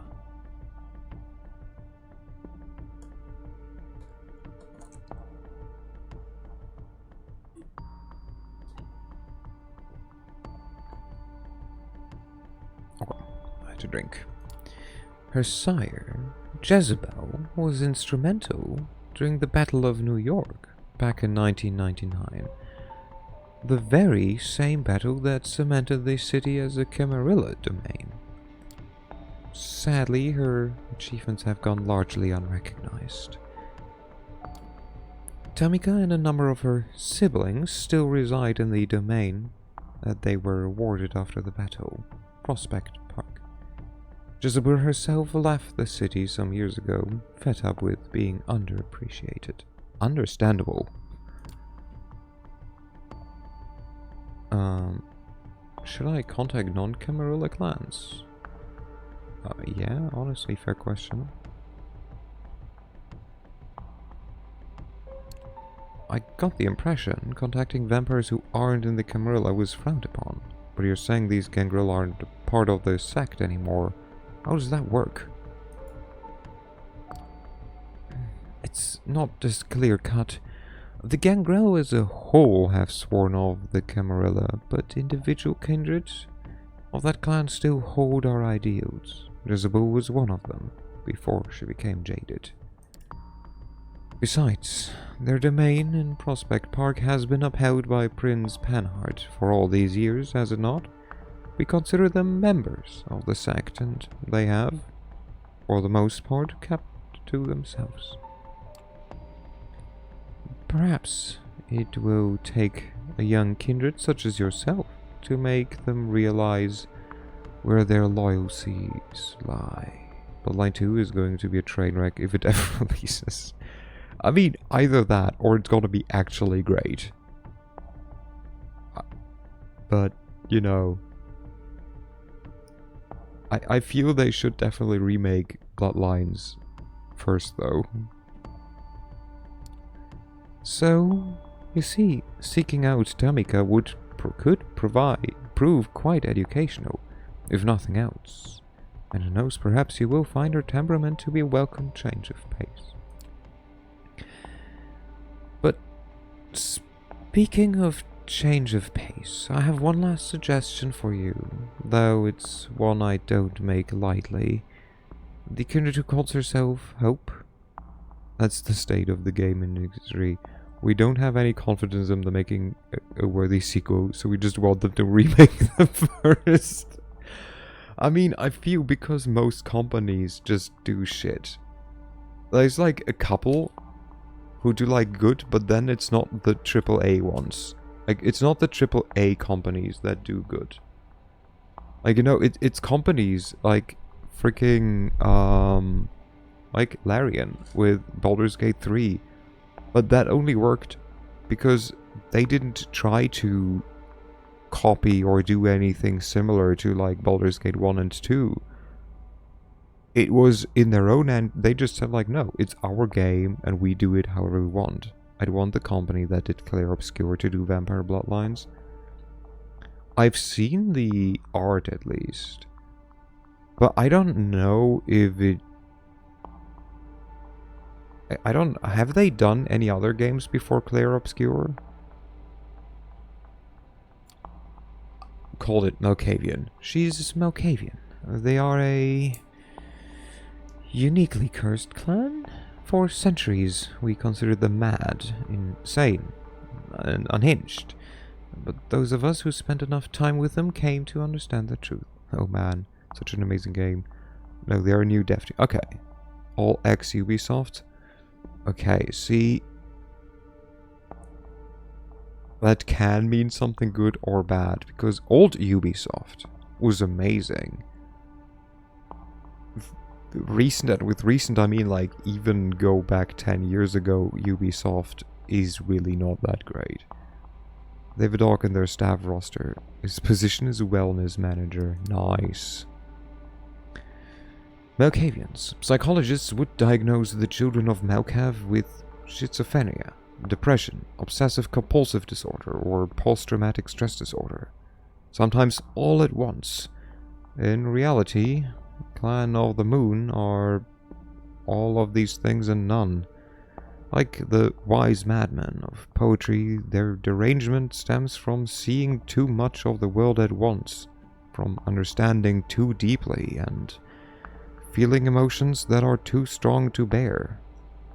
They self-medicate with blood, but that is just a temporary solution. All Malkavians suffer mental illness following the embrace, sometimes accentuating an existing condition, other times adding a new dimension to their instability, as if their thoughts and actions were based on otherworldly logic. There seems to be no knowing when their condition will manifest destructively, or when it will offer important perspectives, or such previously lacking.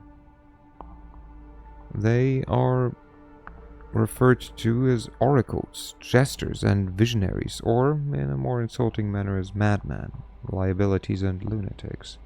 But Expedition 33 deals with incredible deep and mature themes that most games can never do right.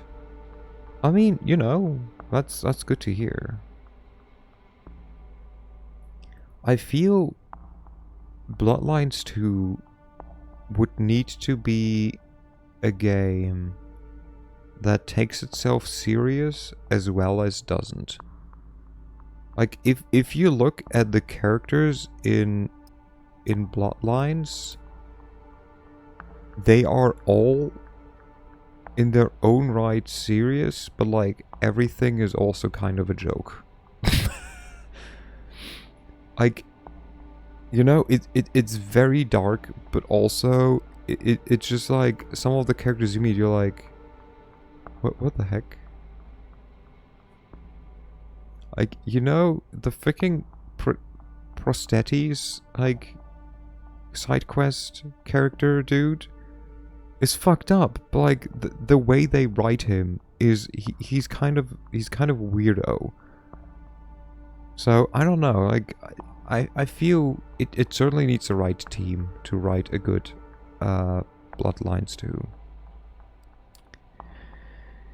It is no sickness, but a unique perception of the world that has them appear to us as unstable. and that perception can prove to be very valuable. Having a Malkavian as your companion might be taxing on the nerves and a true test of patience at times, but their insight and intuition are unrivaled among kindred. As for Hope specifically, she is said to be a recluse, but I have it on good authority that she can currently be found in an internet cafe. I believe it's called in Lower Manhattan. Gregory has the address. I love how she's like kind of up with the times, but also not really.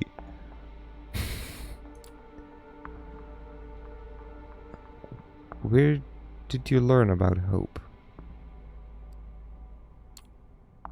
Where did you learn about her exactly? One of my colleagues told me about her.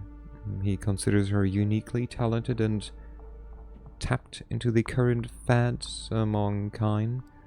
Not something I'm personally interested in, as I'm sure you know by now. I take his word for it, at any rate. Well, I believe that's all of them. I still have a few social calls to make tonight, so I'll leave you to it. Use tonight and tomorrow night to arrange some cordial visits of your own. I will send Gregory for you as soon as I have further need of your services. Oh, that reminds me, you will need a car. Join us downstairs, will you? Won't you, I guess she said. She smiles once more and turns to her driver. He helps her put on her coat, and the three of you leave Sophie's apartment. Sophie points to one of the cars near the building as Gregory hands you the keys. It's a rather inconspicuous, compact car. A decent-looking, if not luxurious ride. Stay safe, Karen. This is your first night alone. Don't let it be your last. As they drive away, you find yourself with more freedom than you've had for the past few nights. A blessing or burden? Time will tell. With a list of addresses in hand, you consider your next move. Oh my god, okay. Ooh. Look at them. Alright, so I assume this is... Oh, okay, this is our Tremere. This is Hope. Oh my god, she looks fancy. Okay, honestly, he does indeed not look as bad as he could. For a Nosferatu. And she's just stunning. I'm in fucking love with Tamika. Damn, okay. Oh no. Okay, so the thing is, he likes the crazy ones. I mean, I mean, maybe. Look at her. Listen. She's pretty. Okay. If I had to guess beforehand, by the way, I would have assumed that he's the Gangrel. And honestly, she could have also been the Tremere, just saying. Okay, so I think, because I don't know how many if I can get them all, so I have to put like an order of them. So the Tremere, I feel, is relatively high up. She is a little lower. I think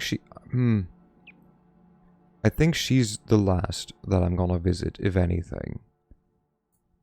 The Nosferatu is... okay, okay, so I will be honest. I love Gangrel. I love how she looks, so she's definitely number one. I will visit her next. But not today, because like today we will probably just save. So she will be first. The thing is, Do I rather, like, do I want to have, I'll go with the Gangrel too, yeah. Do I want to have a Nosferatu who has connections to the sheriff? Or do I want to have a blood sorcerer who has connections to another more powerful blood sorcerer who currently apparently is like very weary about like her position? I think honestly, I think we go Gangrel, Nosferatu, Tremere, Malkavian. Because we are a business-oriented woman. We're a vampire. We are a Ventrue through and through. Connections above all. This is so okay. I can also justify this one. This is both a challenge, right? The challenge of like, oh, so there's someone who's not part of the Camarilla but kind of is. If we can bring her to our side and into the Camarilla, that's a status symbol, right? And it's an ally with like apparently a whole bunch of them. So she's a group of like, you know, she's a social token, and she is like, you know, potential. If we were Tremere, it would be a different thing. But yeah.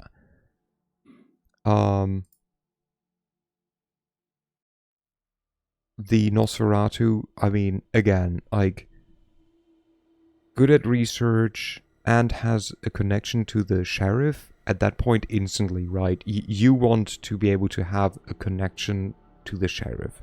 You want to look good to the sheriff. The Gangrel will be our sheriff, yes. They will be our, like, Baker Street boys. The Tremere, I mean, they're fucking magic. That's why you want to have him, right? And if you can solve some issue for his, like, sire, even better. And about her, we don't know much. Like, that's the thing, right? We know that she's, like, a Malkavian. And that she's a recluse. But, like, not much more. Like, we know that Malkavian, or, like, you know, we were told Malkavians are, like, a good partner to have in crime. Or not crime, but, like... So, okay. So, I will save and exit. And next time we will do Gangrel. And then, I guess we'll have to find out. Gangrel, Nosferatu, Tremere. I feel we can maybe get like 3 of them. Or 2. Or maybe only 2. Which would be insane. Stream over? Yeah. It's midnight for me. I'm technically not that tired, but I tend to go for like 3 hours. And if I go for longer, I do not have as much like just, you know, calm down time for myself. Which is just me doing whatever the heck. Like watching videos or laying in bed or, you know, watching other streams. But yeah. Let's go here. Let's close. Thank you for coming, for keeping me company. I like this game. I like this game. What do you mean cloud status? Shut up, Steam. Just save, you stinker. It's a fun game. It's a nice story so far, definitely. Oh wait, first. Okay, perfect. I have. Can I? What do you mean screenshot? Did I take a screenshot? No, I didn't. Right? Wait. Save screenshot as. I can show you the sheriff, because you said you weren't, you hadn't been looking. Oop. Oop. If you want. So this is our sheriff, Kadir. And I mean, I can't see that he could be a Toreador, because he is sheriff, like he is looking fancy. But I don't know, it still feels very, like, it still feels weird to have a Toreador as a sheriff. But it's nice. It's like an interesting thing. I was just not expecting it.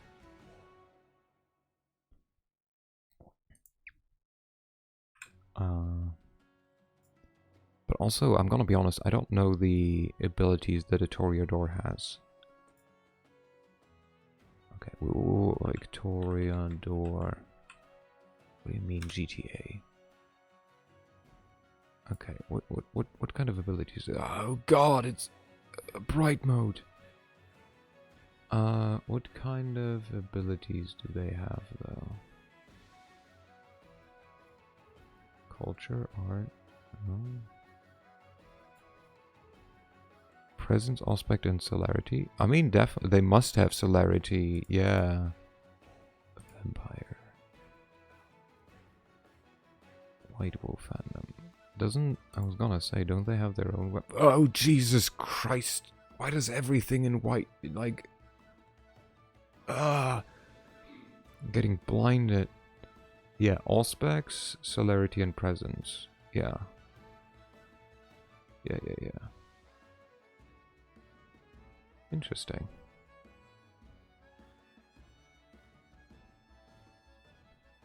I'm gonna be honest, since I'm looking up shit anyways.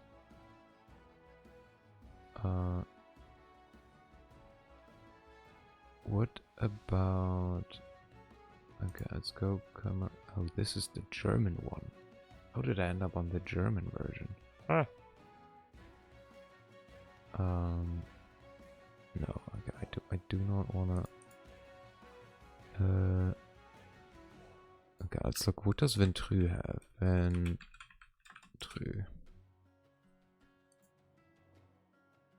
Does it tell me here? Oh, dominate, fortitude, and presence. See, fortitude seems like such an interesting choice.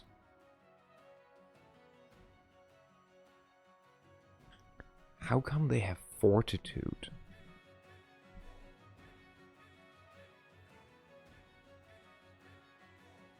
That is very, very interesting.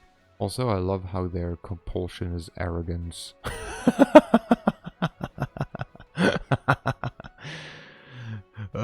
The need to rule rears its head in the vampire. They stop at nothing to assume command of a situation. Someone must obey an order from the vampire.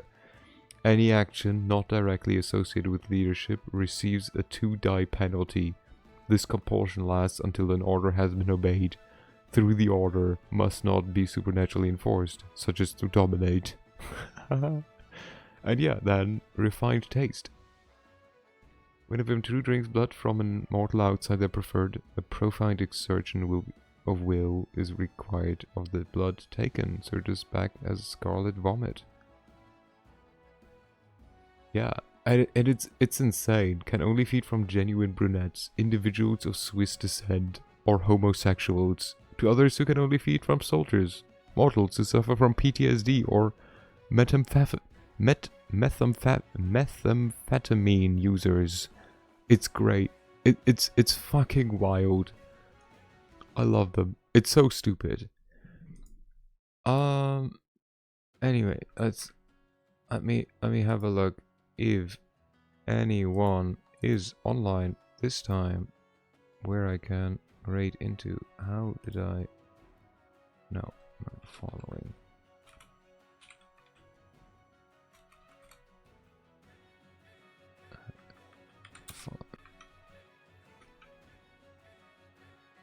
Okay, let's have a look. I doubt it, kind of. I kind of doubt it. Who is that? I don't know who that one is. It's been a while. We could technically. Ooh. Ooh, ooh, ooh, ooh, ooh. Hey, hey, hey. I mean, if I could pick, I wouldn't want to drink from drug addicts either, right? Hey, how about this? How about someone playing Vampire the Masquerade Bloodlines? Then again, oh god, she's been up for 4.5 hours already. I've never raided her before. I don't think, at least I have. How do I know this person?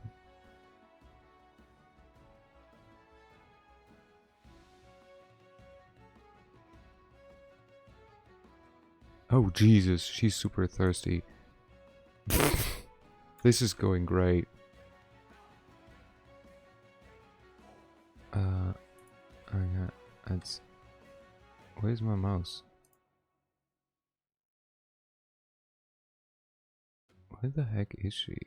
Oh, okay. She's in the first act. We spoil everything. Yeah, I mean...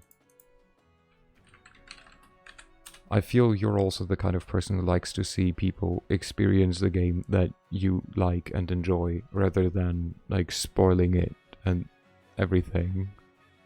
So I trust. Anyways, next week we're back to normal, to the normal big deal, which is Tuesday, Thursday will be Vampire the Masquerade Bloodlines. Friday will be Baldur's Gate 3 with BB and Danny. Saturday we will maybe have another go to see if we play Prey. And then Sunday, more of this. I think. Wait. No. So next Sunday, actually... Well, I have to see. Either I start later or we won't do this. Because next Sunday, or... Well, on the 17th, I'll be at a show with my mom and grandma. So we'll have to see how long that one lasts. Anyways, I'll put it all in the schedule on the Discord, which I guess, you know, might as well. Hi everyone, I have a Discord. Oh, come on, Discord. I can spell. Have a good night. Sweet dreams. Feel free to join. You don't have to. Bye bye. Bye bye. Up.